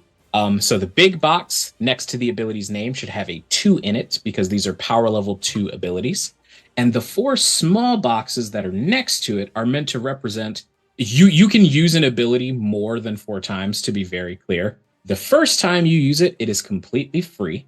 The second time you use it, you need 5 momentum. And momentum is built up through ability usages, missing attacks, hitting attacks. Some of you have standout features that affect your momentum and such. And yeah, so the first use of all 3 of your abilities, this is tracked separately. So you can use each of your abilities 1 time for free. And then it is 5 momentum to trigger it the second time, 10 momentum to trigger it the third time, 20, so on and so forth. That resets at the end of every scene. It's not like a day long thing. So as soon as you're finished with this combat, going into the actual march itself, those things will be completely reset. And yeah, so you're using your Chain Break Overdrive. Fantastic. So the first thing that you gotta do, my friend, is you need to go ahead and roll an attack for me. So when it comes to using your ability, all you're going to do is describe the attack. I'll set a DR for it, and then we'll see if they block or dodge. I'll let you describe first, and then I'll tell you if the enemy is blocking or dodging. Sure. So basically, she's just going to kind of walk up and I think she would watch them for a second to try to figure out what they're doing. And then they all notice her. And she's very blasé about it. She's just gonna immediately go up to like a structure, kind of ignoring them, before locking eyes with like the one like right in the middle. And it starts just bringing this down. And with, hang on, let me make sure. Let's see. Yeah, so just demolishing this, like maybe not like the whole building, but like a portion like right above where they are, to kind of just bring everything crashing down. But she's doing it without like any remorse, without any like intimidation. She's just doing. Yeah, like no thought behind it. Well, since you're bringing an entire building down, they're not going to block. They are going to attempt to dodge. So since they are dodging, that means that they are going to roll focus and advantages, and you are going to roll agility plus advantages. Okay. You can now, because I don't have like a specific advantage, can I counter to the fact that it's a building and that it's like if she notices them moving away, then she can try to. It's pretty hard to dodge a building falling on you, so you can absolutely take that as an advantage. Yeah, it's pretty difficult for them to dodge that. I agree.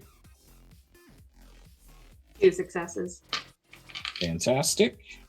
They have no advantages. That is a full fail. 0 successes from them. So Demolish has an on contact ability. Do you have that in front of you at the moment? I do. Fantastic. You want to read off what Demolish does? That's the first function that you trigger by hitting. Yeah. So you may destroy any barrier, cover, or weapon interactable in your zone. If the target was using the interactable, you may use it to attack the target, adding its DR as a special bonus. Weapons are destroyed by this function, weapons that are destroyed by this, add your wits to the attack roll for determining critical recovery. All right, fantastic. So with that having been said, your second function is overload, but you're bringing down the building on them right now. You're not really charging up. So I would assume you don't want to forego attacking them to bank successes. Because overload allows you to forego attacking to roll your intuition or focus and bank any successes rolled to gain bonus momentum at a 1-to-1 rate. So you can sort of like rev the chainsaw and not attack with one turn. And then next turn, you have extra momentum from sort of like over revving the chainsaw, if that makes sense. I'll just attack instead, I think. Roger that. So you have already rolled it. That is 3 successes against their 0. So they gain 3 attrition. You see a couple of these demons are like immediately scattered by falling debris. About 4 of them still remain, and they scramble away and look much more prepared of like, we have been playing around. There's someone to fight here, as they sort of turn towards you. Is there anything else you say or do on your turn? Nope, that's it. Awesome. Fantastic. Next up in initiative, it is Clev. I'm soaring through the air. You are. Just real quick, I know it's Clev's turn, but I forgot one part of my standout thing. I actually need to do it before initiative, but with how initiative worked out, it won't have that much of an effect on battle. I actually wanted to purposely go last. Fantastic. There you go. Here we go. Continue. Okay. So, Clev is soaring through the air. So, one thing, when does my standout feature trigger? Because I have tireless. Right now. All right. You gain momentum equal to your endurance every turn and increase your momentum cap by an amount equal to your focus. Yes, indeed. So generally, the normal momentum cap, you cannot hold more than 10 momentum at a time. So you immediately gain, your endurance is 4, so you immediately gain 4 momentum just for starting your turn. And you can now have 14 momentum. No, I can only have 12 because my focus is 2. Oh, right. It's equal to your focus. You are correct. You can read and I cannot. Okay. So, would I spend my momentum? So in this particular moment, since you're coming into battle fresh, you don't have any abilities to spend your momentum on. So if one of your three abilities does say that you can spend momentum, you can use it to charge those abilities or power those abilities, or you just hold on to it because it doesn't drop off after one turn. Like you're gonna have that for momentum, like going forward. So since you're fresh into battle, y'all are kicking the door in right now, so you don't have anything that you have to spend momentum on. Cool. So fully just charging up, just like fully just like pulling back one fist, the fist that has the fire symbol on it, and like is going towards whatever building Clem is going towards, fully pulling back. And paradoxal cold impact. Fantastic. And whatever enemies are there, they're gonna be hit by this. Yeah, so this is going to be something that I will say, first of all, you have an advantage because you're just coming from the sky and they're not really ready for you. So you can add that to your pool. Based on your description, I would say that they're probably going to try and block because I doubt they would be able to get out of the way to dodge. So you are going to roll might plus your advantages, and you're going to be rolling against endurance plus advantages. Okay. So their endurance. So I have the quirk inboxer. I may add +1 to stunt bonuses for melee attacks involving the use of close function. Yeah, absolutely. So what is that +1? Does that just add another dice? So the stunt bonus is something that I mentioned this in the session 0. It is the thing that the that can be triggered by your descriptions and how well you describe it. So since this is the first time, I will pose the question to the table because it is a table decision when it comes to stunt bonuses. Do we think that the description of Clev's cold paradox cold impact was worthy of some extra juice? Did that sound pretty cool? Sure. Fantastic. All right. So you get your stunt bonus. Doo-doo. Bum, ba-dum, bum, bum. 1 second. My notes are worthless. So a stunt bonus by itself is going to add +1 to your dealio. And then you have your quirk. So a stunt bonus, that's +1 to your advantages. And what did your quirk do again? Sorry. It just you may add +1 to stunt bonuses for melee attacks. There you go. So your melee attack has a +2 from a stunt bonus. Oh my god, I got so many advantages. I'm rolling so many dice. Yeah, you're about to dive bomb this whole thing. I am rolling 7 dice right now. Cool. Whee. Damn, this is bad. This was a bad roll though. God, that was only 2 successes. Oh, well, they got 1, so you still do succeed. So Clev, as you're getting this sort of height and you're charging the flame fist before you come down, and it's to a normal person's eye, it would look like someone jumped up and then turned into a meteor as you crash down on a full skyscraper, which you just bring straight to the ground, just like crashing level through this building, and like stopping toward the bottom. That is going to give them that ability has demolish and element. Sure does. What do those functions do? So essentially the whole thing is that it's so hot that it's cold. So it has the cold element. All right. So add an element damage to your choice to your attack. As a part of this attack ability's creation, pick one elemental weakness.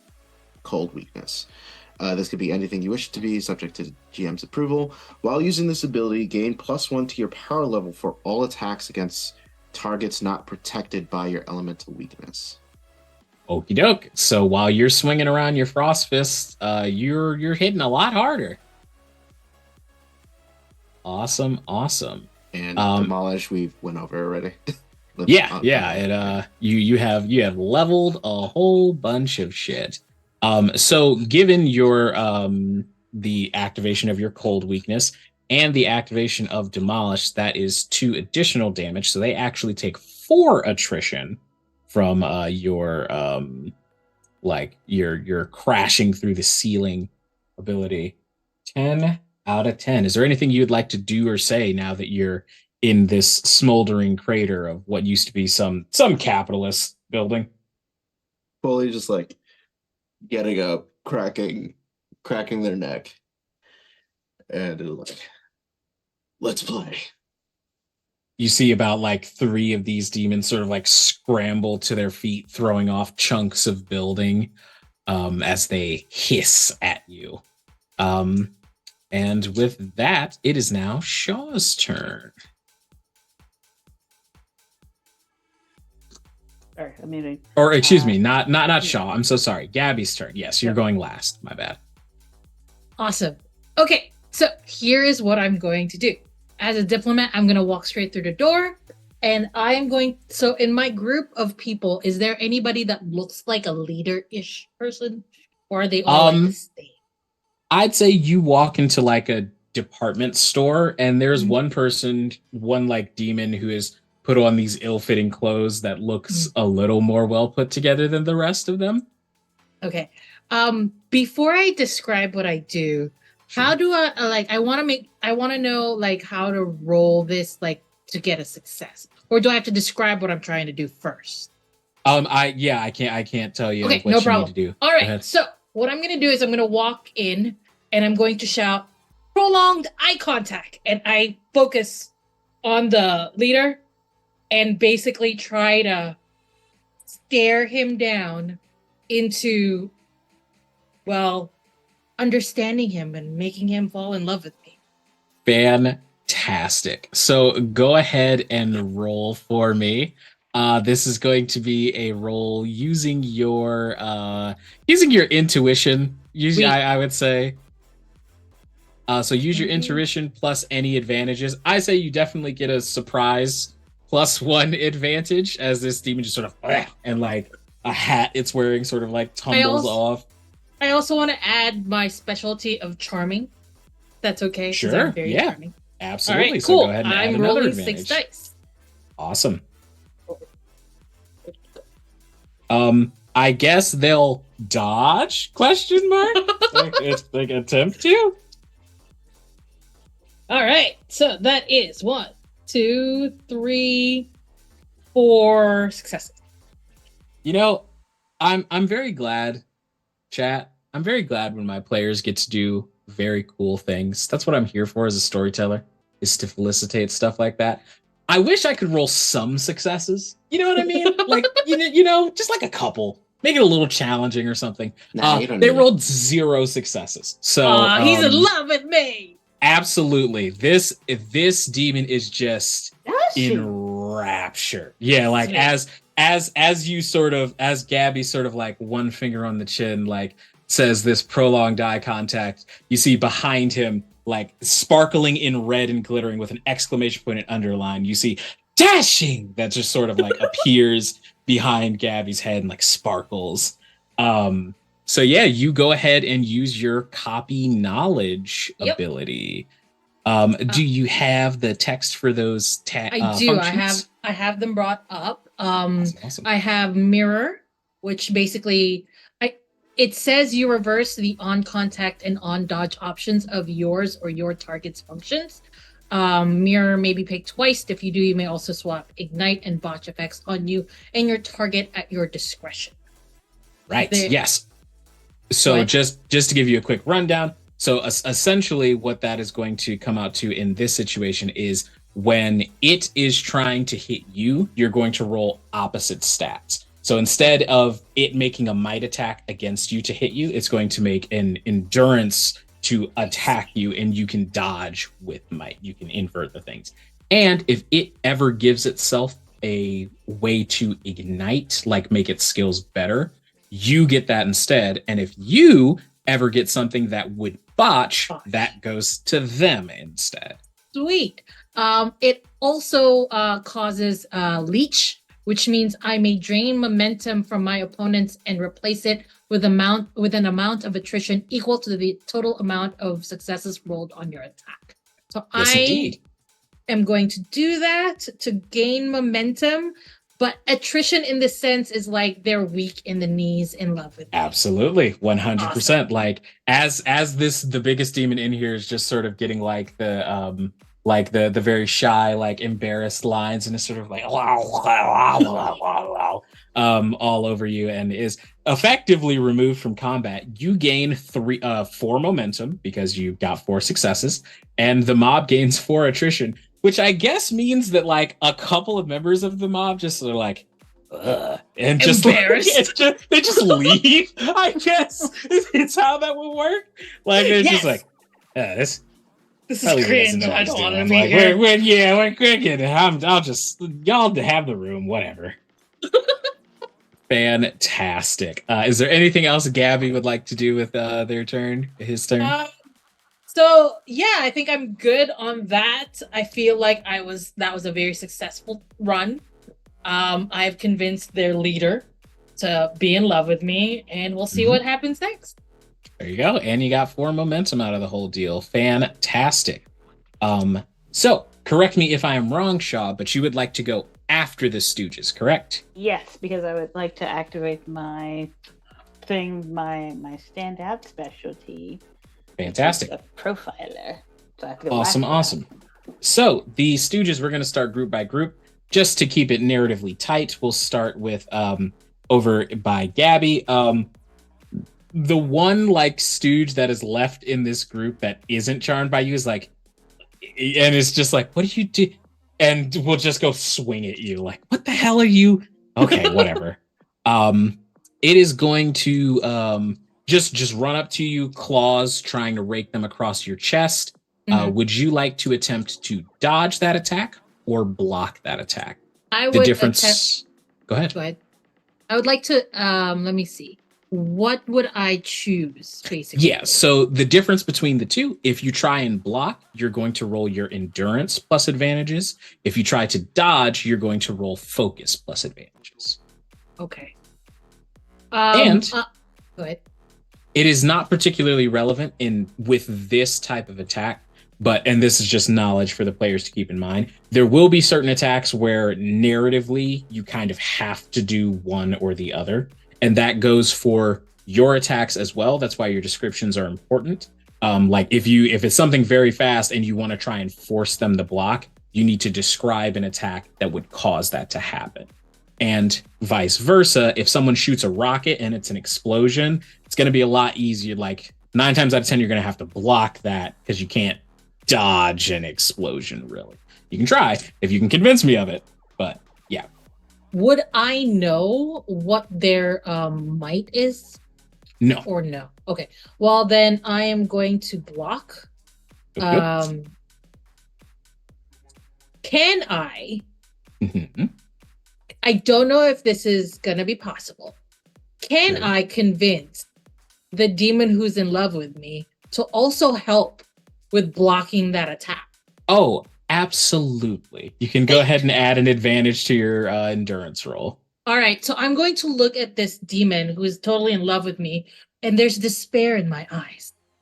I need his help. And he runs towards me, and that allows me to gain more endurance. He's taking like these skipping bounds, one hand outstretched, like, yeah. All right, sweet. Go ahead and roll.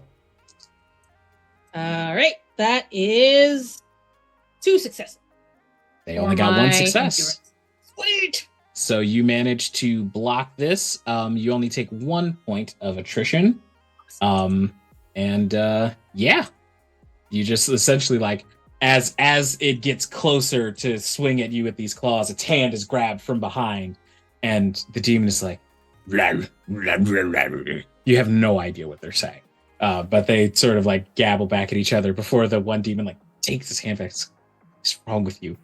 All right, so that is that group of stooges. Next, we slide on over to Chain Link.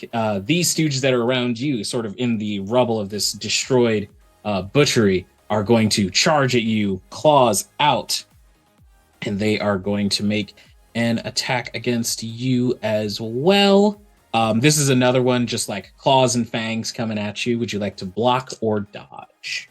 What is block's roll again? So block, you're going to be rolling your endurance, and dodge, you're going to be rolling your focus. I'd like to block. Okie doke. How do you block?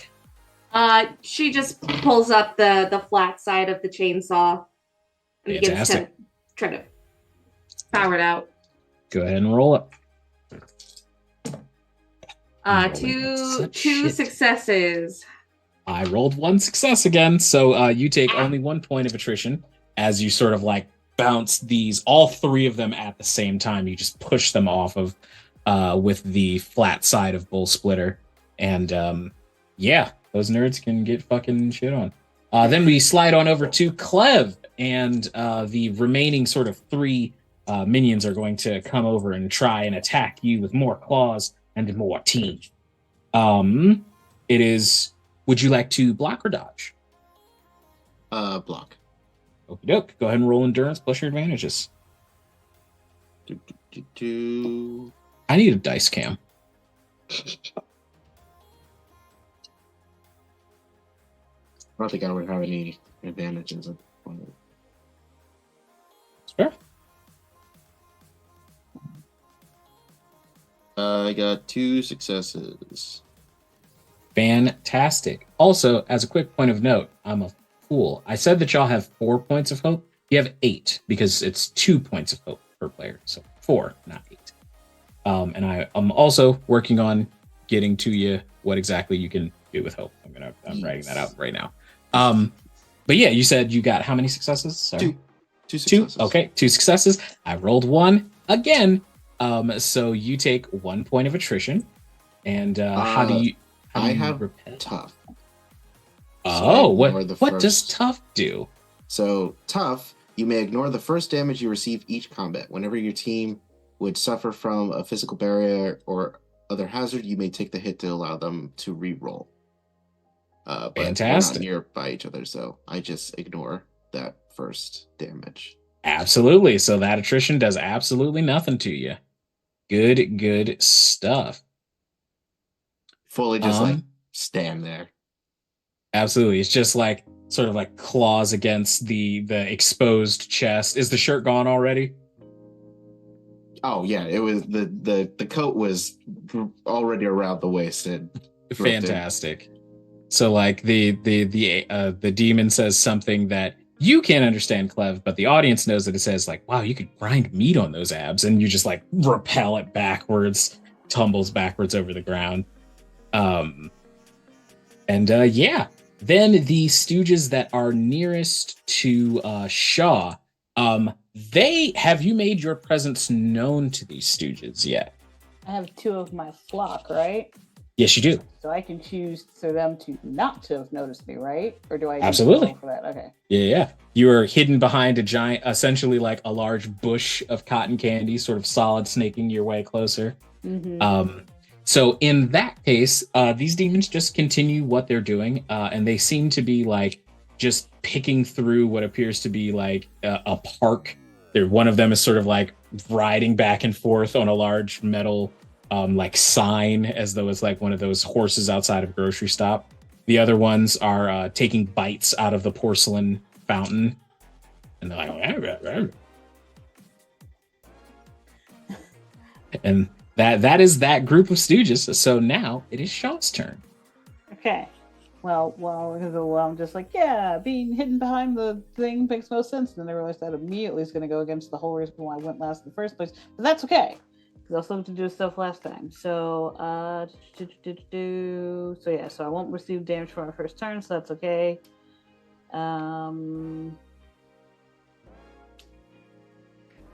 Okay, yeah, I guess after that, I will just be.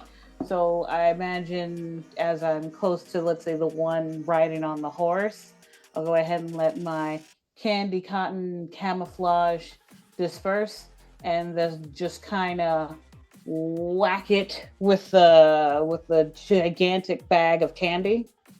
Amazing. Fantastic. So you're just doing a basic attack? Yes. Okie doke. So go ahead and roll for me. Do I want that to be a particular stat? I mean, it is a giant bag of candy. Go ahead and roll for me with might. Yeah, I know which was precisely why I shouldn't have done it this way, but I did anyway. Because I make bad decisions.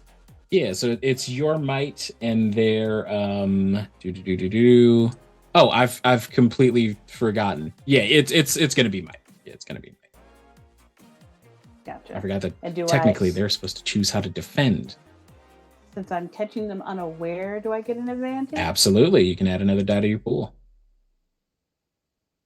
Okay, a success. Fantastic. Finally. So I want everybody to know that the way that I am rolling these stooges is, since it's multiple creatures, depending on how many creatures are left alive, that is how many dice are in their pool. Mm-hmm. And since Shaw has not taken out any of them until this attack, I was rolling with 5 dice. I got 0 successes.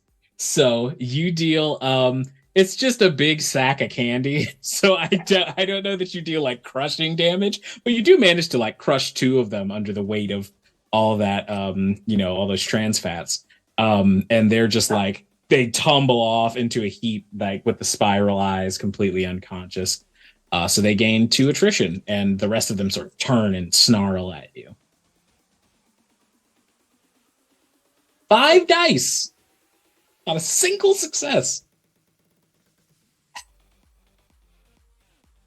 Exhausting. It really sucks. Sucks to suck. Roll better.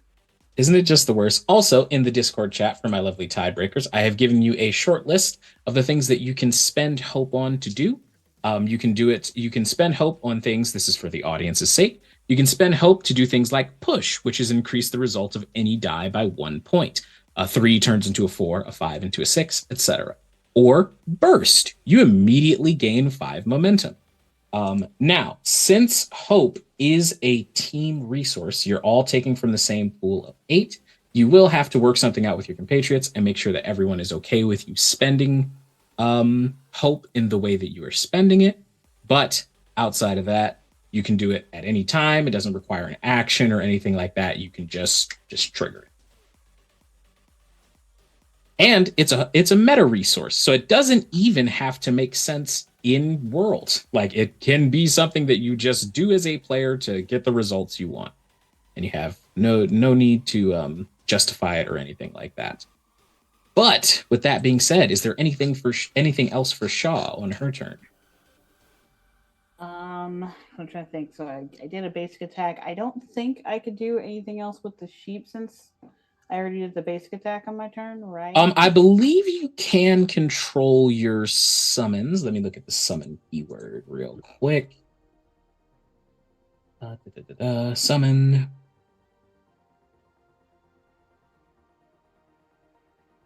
Yeah, so summons also function as stooges for yourself. So they are acting directly after your turn, and they will follow your orders to the best of their abilities for a number of turns equal to your power level. So your sheep are currently going to last about 2 full rounds for you to use and weaponize however you would like to. So what would you like your 2 flock to do?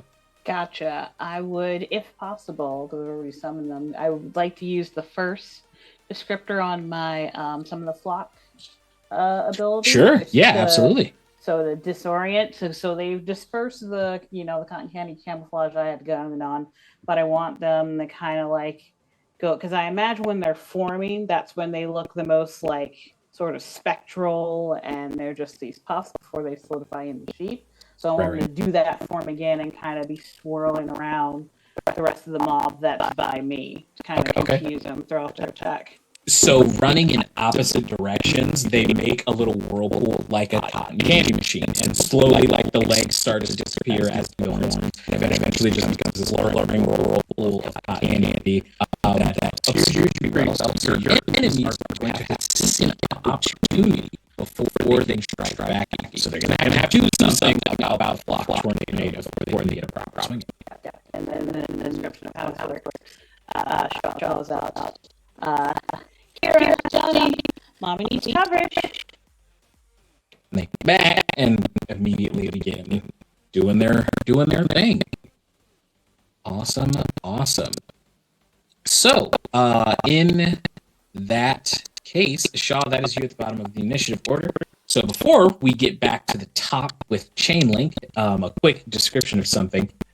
You see that the Mark V is beginning to, like, the headlights turn on and the engine starts on the Mark V. Chainlink, it is your turn. Hey, that's a little odd. Okay. Can I like use like a free action to like yell back at the Mark V to ask? Absolutely. Okay. Yeah. In the middle of this, I imagine like while these demons are trying to come at her, she notices the headlights and just kind of turns and goes, Mark, are you okay? And well, then I just like to do a basic attack to try to get rid of the fodder. Sure. Done playing around, just gotta go. It's a chainsaw, so they're gonna try and dodge it. They don't really want to block a chainsaw. So they're going to be rolling focus, and I need you to roll agility. Okay. Motherfucking, you're going away. This one's done.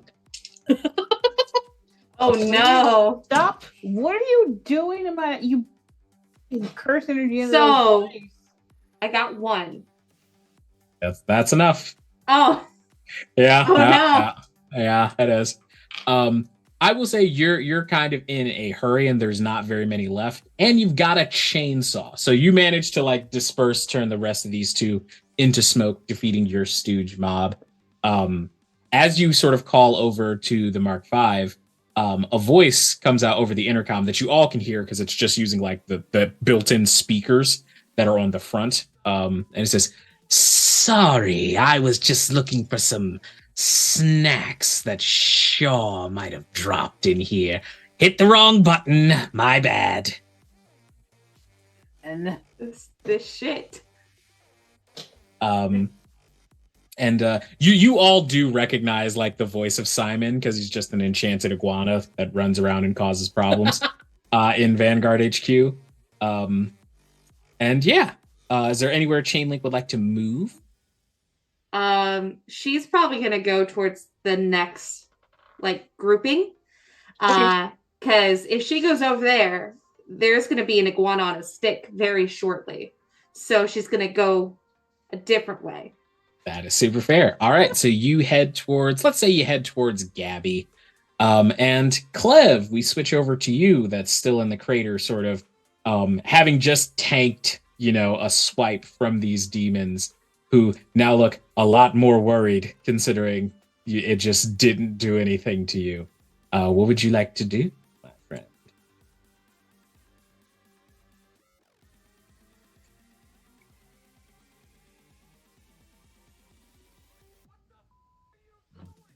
Okay, so there's 3 of them by me right now? Yep, 3 left.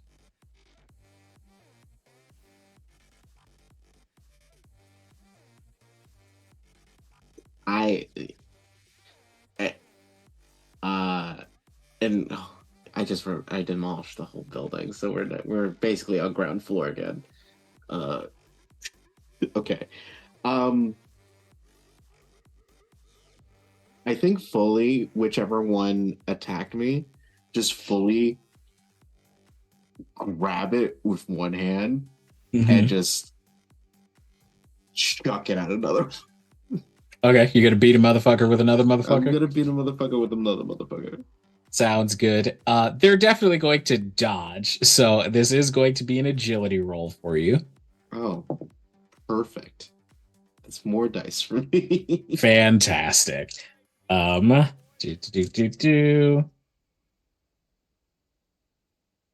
Oh, and I gain 4 more momentum. You do. So at the start of your turn, you go up to 8 momentum, and you can now have 18 momentum. Because that cap increase does not say once. So. Oh, it does. Oh, okay. It sure doesn't. So you go up to 14, rather. I keep saying 4. That's 4 successes. Yeah, I only got 2. So you pick one of these motherfuckers up and just chuck it into the other guy, who they both collide and explode into smoke. And the other one just sort of like looks up to you and does like the big watery blinking eyes, and then just walks over to a piece of rebar, jumps on it, and turns into smoke. And he's just like, I'm good. I don't need it. I'm all right. No. Would you You say just they cleared didn't mine. want the smoke? They didn't want the smoke. Just in the comps, cleared mine. There you go. Gabby, Did as the you sheep show up? oh yeah, the sheep's like just on top of a giant piece of like, you know, broken concrete slab, and it's just like bat, Hey, Flaffy. bat. And it's just, and then we switch over to Gabby. Gabby, as you're having this like moment of your dearest new demon bow has saved you.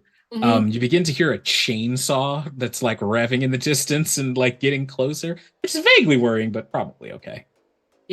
My hands are holding this demon hands. You know, we're is there any other demon around, or have I? Yeah, there's still that one that's just like, what are you doing? I'm going. Okay. I'm going to look at my newest beloved, and I'm gonna. Let's see.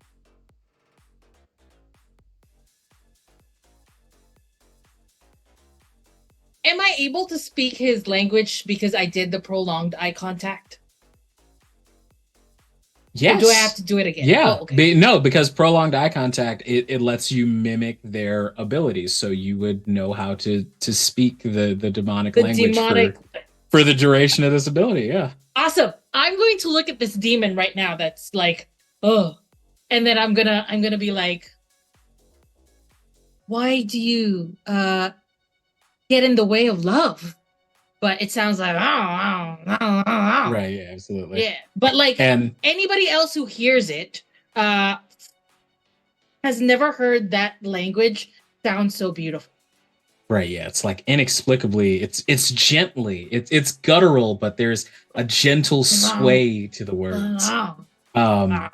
And as you say this, the one who you have activated this copy ability on says, they just don't understand. None of them do. We demons, we are more than just vehicles for murder and happenstance that strikes us. The chaos we have wrought, and yet amidst it I have found love so pure. I am not going to attack this guy. I'm going to try to convince him to just sort of like be so embarrassed that he just walks away. That is, you don't even need to roll for that. The other demon is fucking over it. The other demon's just like, Greg, I can't fucking stand you, man. This is why we can't take you anywhere, dude. And he just walks off. He literally just leaves. Like, yes! It's like, fucking. And then I like to think this does not have to happen, but I like to think that the demon turns to you and says, shall we start our new lives together? And then is just fucking bisected by a chainsaw as Chain Link just walks up and is like, yes, break Gabby's heart. Do it. Are you Break okay Gabby's with that, heart. Chain Link? Oh, yeah, no, absolutely. She would just do that and be like, She doesn't realize that Gabby is, yeah. yeah, she'll just come up, do that. You okay?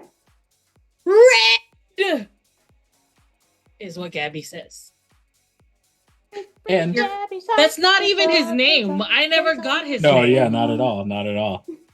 So after a couple minutes of consoling Gabby, we switch over to Shaw. How do you coup de grace these stooges? So I imagine that, especially if the sheep kind of favor my power level anyway, Mhm. sensing that we're nearing the end of it anyway, and everybody else seems to be good with their mobs, Shaw kind of calls the rest of the sheep back to her. And like the two who are doing like the disorienting attack, she says, like, all right, babies, time to put these people to rest. And we're going to go ahead and use counting sheep. Oh, shit. Shoot. What is it called? Counting sheep, yeah. It's counting sheep? Okay, yeah. Mhm. So they're all going to get very sleepy and then get disappeared shortly afterwards. So all the sheep kind of bleeding in unison, but also turns into this sort of like sing-songy, like with the bleats gonna go like rhythmically, sort of like the row, row, row it up, ba, ba, ba, ba, until the demons like kind of slowly start tipping over and falling asleep. Fantastic. I will say that this is definitely something that they have to block because it's like they explode into basically a mist of cotton candy. So go ahead and roll for me. Roll your might plus your advantages. You automatically have 2 advantages because you're using the 2 members of your flock to start the attack. So you start with at least 2 advantages. All right. And then with me recalling the other ones for us, would you say I get like 1 more from them from their distance? Oh, you're calling back the entire flock? Yeah, because they're about Gotcha. to go away anyway. Yeah. For sure. So we call it 3. And Clev, as you say like a hi to Flaffy and he bleeds back, like a second later he just and like just turns into pink dust. No. You're fully convinced that this sheep has died. Every time. Every time. Nessie, where did you go? Fantastic. So yeah, we can go ahead and call it 3 advantages for the entire flock. Okay, all right. And in that case, this is the best roll I've done so far. That is 4 successes. Fantastic. Best roll tonight. That is 4 successes against 0. So you load them up together and so there's this just showering of like pink cotton candy dust. You definitely inhale a little bit of it, but it's sugar, so it doesn't hurt. If anyone is curious out there playing the home game, the Counting Sheep attack has the exhausting tag, which is a fun little bit of kit in it that means that your opponent's next hit may only deal damage if it's a critical hit.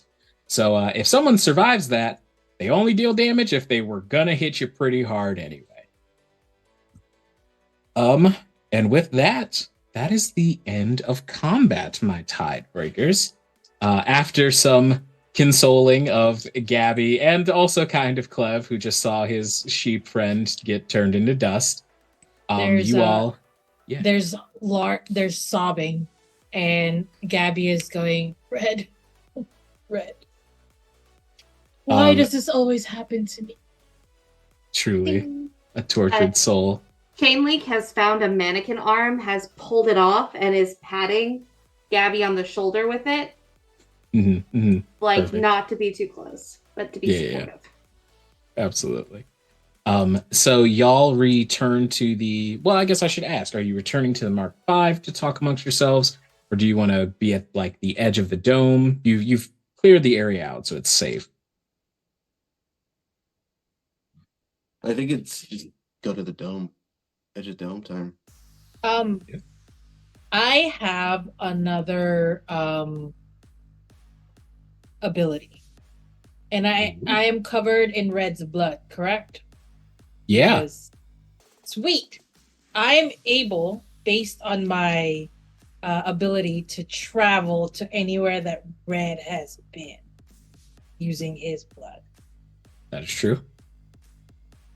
Can I go just disappear to find like where, like in the middle, like to find where there is like a place that can be like you can easily see within the like you in the dome but safe still, but I can see what's happening in the dome.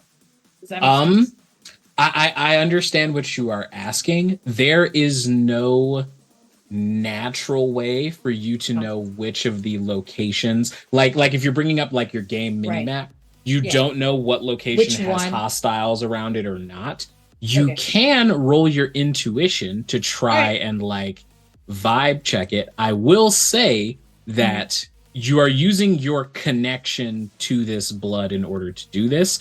Yeah. So it will be a place that the owner of the blood considered to be safe, which is not me. necessarily also safe for you. Sweet. Gabby's not smart. Awesome. Go ahead and roll that intuition. I'm gonna roll it, and I have 0 success. Okie doke. So as you are like touching this blood, you're like, okay, Vanguard HQ seems a little safe. The Mark V seems like a pretty safe place. So does the cafeteria. And then you sort of like look down and you realize that you scraped your knee at some point and it's your blood. And that's when it clicks for Gabby. That's when it clicks for Gabby, like, right, these demons disappeared in a puff of smoke. They didn't bleed when they were cut in half. So it's like, dang, shoot. But a good try. Dang. I was gonna travel with the blood, but there was no blood. Where shall we go? Because Gabby has forgotten his bluff. Perfect. Yeah, just corral this poor lovesick man back to the group. Yeah. As y'all approach the edge of the dome, the first thing that hits you, particularly you, Clev, is it's warm. There is a warmth that is radiating from the dome. It's not uncomfortable, but it is strong.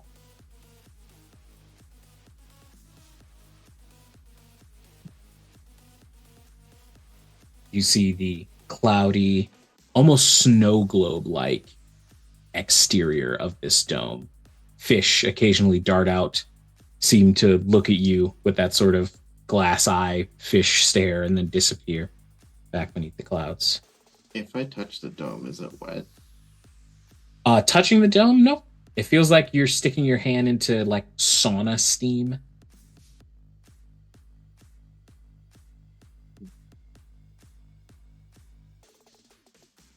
Oh. If everyone's ready. Just gotta go through it, I guess. You You feel want- like oh, go ahead. No, you go. I was gonna say, like, you feel a tug at the back of your coat. Do you still have whatever around that the your waist. waist? Lev, please wait. Are we sure that we don't want to do any sort of planning or anything this time before we go in? Like, if you suddenly get distracted by goat people or anything. No concerns. I mean, our plan right now is just go in, find that one satyr with the sick sword, and you will talk to them before I talk to them. Right, because if we're going to break people, we have to talk to them first. Unless they try to kill us first, in which case, I don't know. I guess they swing. No, if they attack first, then it's self-defense. I will say, just to interject here real quick, something that you could do by spending hope is that you could generate a lead, which allows you to, it essentially gives you a lucky break. It allows you to create a connection to a secret without evidence. So you can spend, I want to say that's 2 hope. It might be 1. Let me check. And do remember, for every point of hope that you spend, that is a point of doom for me. It's only 1. counter question. Sure. I have Watchful, which means my rolls to uncover secrets ignite. Does that mean I can innately roll to uncover secrets? It does not. Okay. You still have to roll to uncover the secrets, but if you roll a 6, you can roll again. Okay. Or you can re-roll a failed die until it's a success. So we would need to use a hope, but then if I were to roll it, then it could go better. You're very good at rolling it once you can roll it, but you still need to start it. Got it. Okay. And that's just if y'all want a little bit of extra information before you go in. You do have Alpha 5's reconnaissance. I was going to ask if we wanted to drive in. I did prepare Mark 5 so we could drive in and not have to walk. I don't know how long this will be. That sounds like a good idea. Isn't that right, Clev? Clev is just like pouting. Bro. Okay. Y'all pile back into the Mark 5.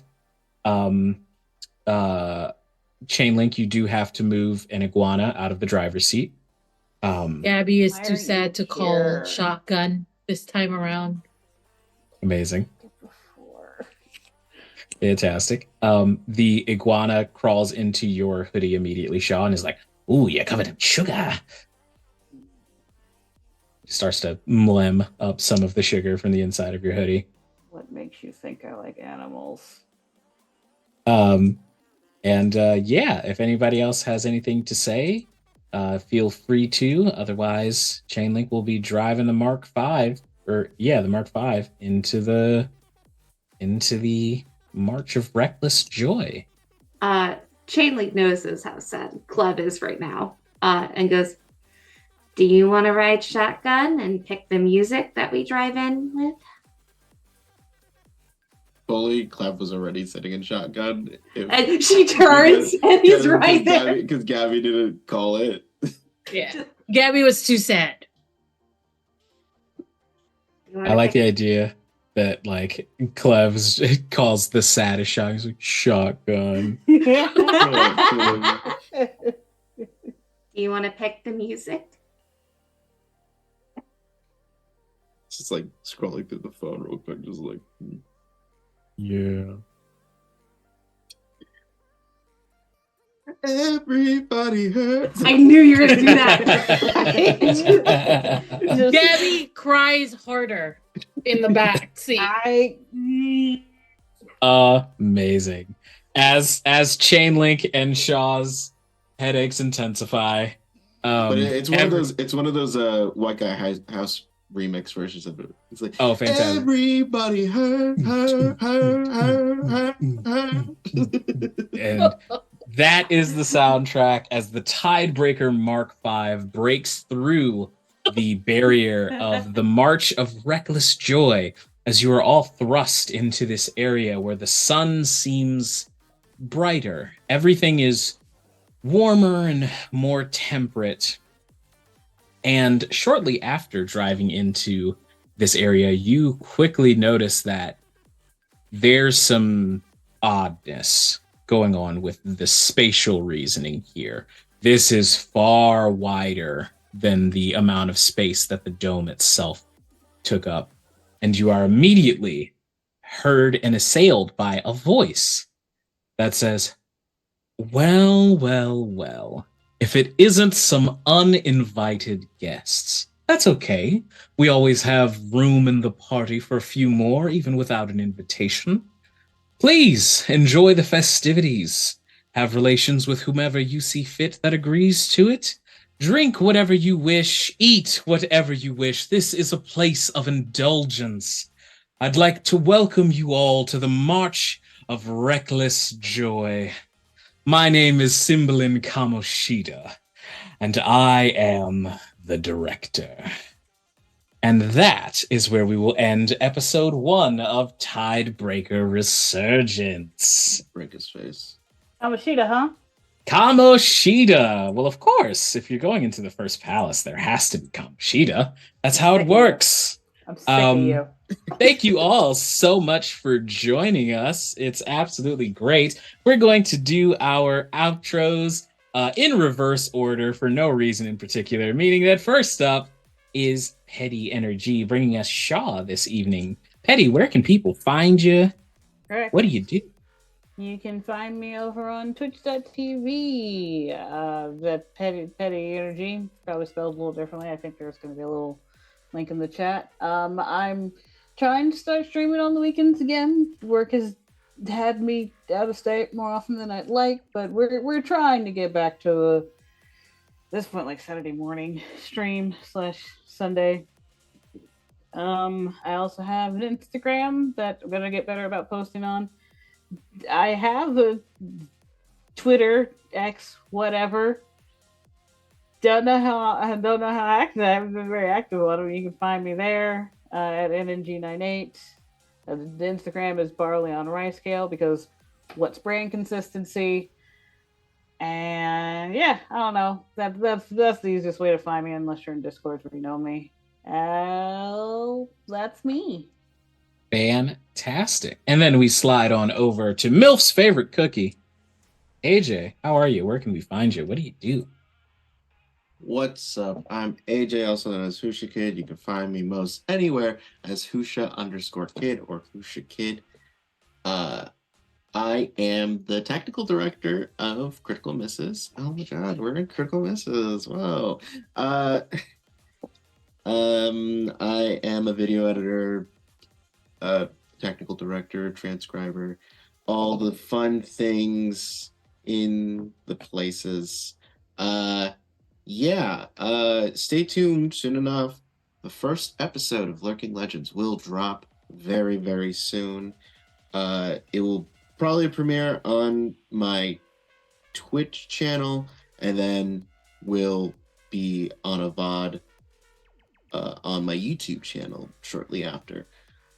So that will be a very good thing. That's with me, Serenity, Wally132, and a Fluffy Goomba Christian, and where we just take on the world of One Piece. It's a great time. And also go on to the Kickstarter / backer kit of Polyhedral Side B. Yeah. Talking to different TTRPG creators in the space in very personable and fairly quick interviews. There's some anonymous ones that are only like 50 minutes to 30-minute conversations, and also there are named guests that are more hour to 2 hour conversations. This interview book is very good. We get to see the people that are behind the things that we love, and we get to learn a little bit about them and see behind the curtain and see what they've gone through to get to this point of their lives. I think it's a very good book, and I'm not just saying it because I'm the transcriber of it, but it's a very good interview book, and it gives you insights into your favorite creators and seeing how very human they are. Fantastic. Definitely a super unique project in the TTRPG space. And I keep saying that we need to do that because TTRPGs can be such a platform for such different content. There's so many things you can do that aren't just actual plays and that aren't just podcasts. And it's very cool to see something like that come to fruition. So definitely go check that out. The link is in the chat. And next we are going to slide over to the classical Liza. Hello, I'm Glyza. I go by they, them. I was a person of many hats, but now I'm not so much. I've been on a long break. Some say that the break isn't long enough, but I'm here anyway, and I'm making my way back to TTRPG. Today I played Gabi Dakila, shoujo leading man, isekai into a shonen world. And if you enjoyed the stuff that I do, you and you're curious on finding me, just check out bio.link/classical Glyza because it does have all of my links. Or just look for at classical Glyza everywhere on any social. That's Twitch, TikTok, Instagram, Blueski, but definitely not Threads because I will never show my face there. Thank you. That is all. I support that. Super fair. And then, last but not least, bringing us Chainlink, everyone's favorite. It's the Click Clack Snack. How are you, Sarit? Hello, I'm great. I'm Serenity. You can find me all over the internet as Click Clack Snack. She, Faye, any pronouns. I don't care. I played Chainlink today, which was super fun. I'm really liking the system actually. You can find me regularly every Sunday on Total Party Kiss, where I run a Gamehers nominated Game of the Year game Tragedy of Theologian, a Greek mythos inspired 5e campaign with some fantastic people. Soon you can catch me on the Lurking Legends, wherever Husha Kid puts that. So wherever on the internet. And yeah, fun stuff to come. You can check out my Linktree, Linktree/Click Clack Snack. I do both family friendly and not so family friendly stuff. So there. Hell yeah.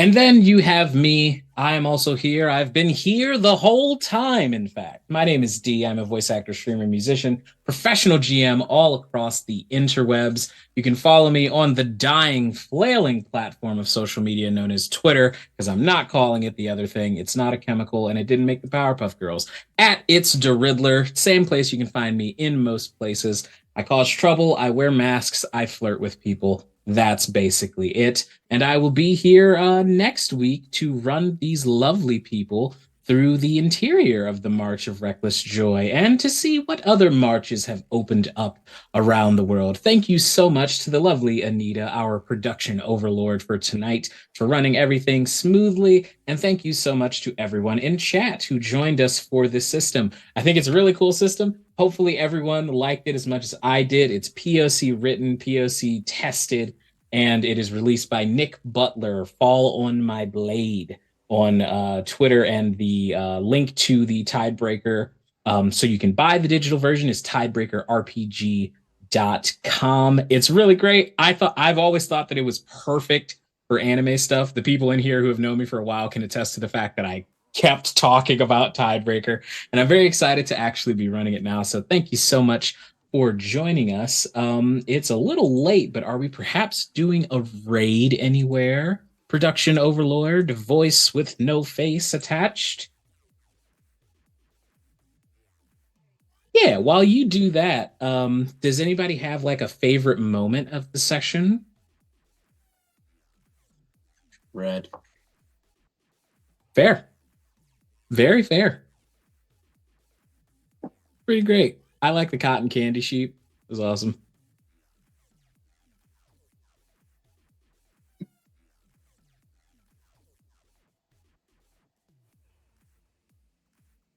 Oh, well. I love me some Coral, if we don't mind raiding into Queer Venture Time. Go in there and bother her. Love Everyone.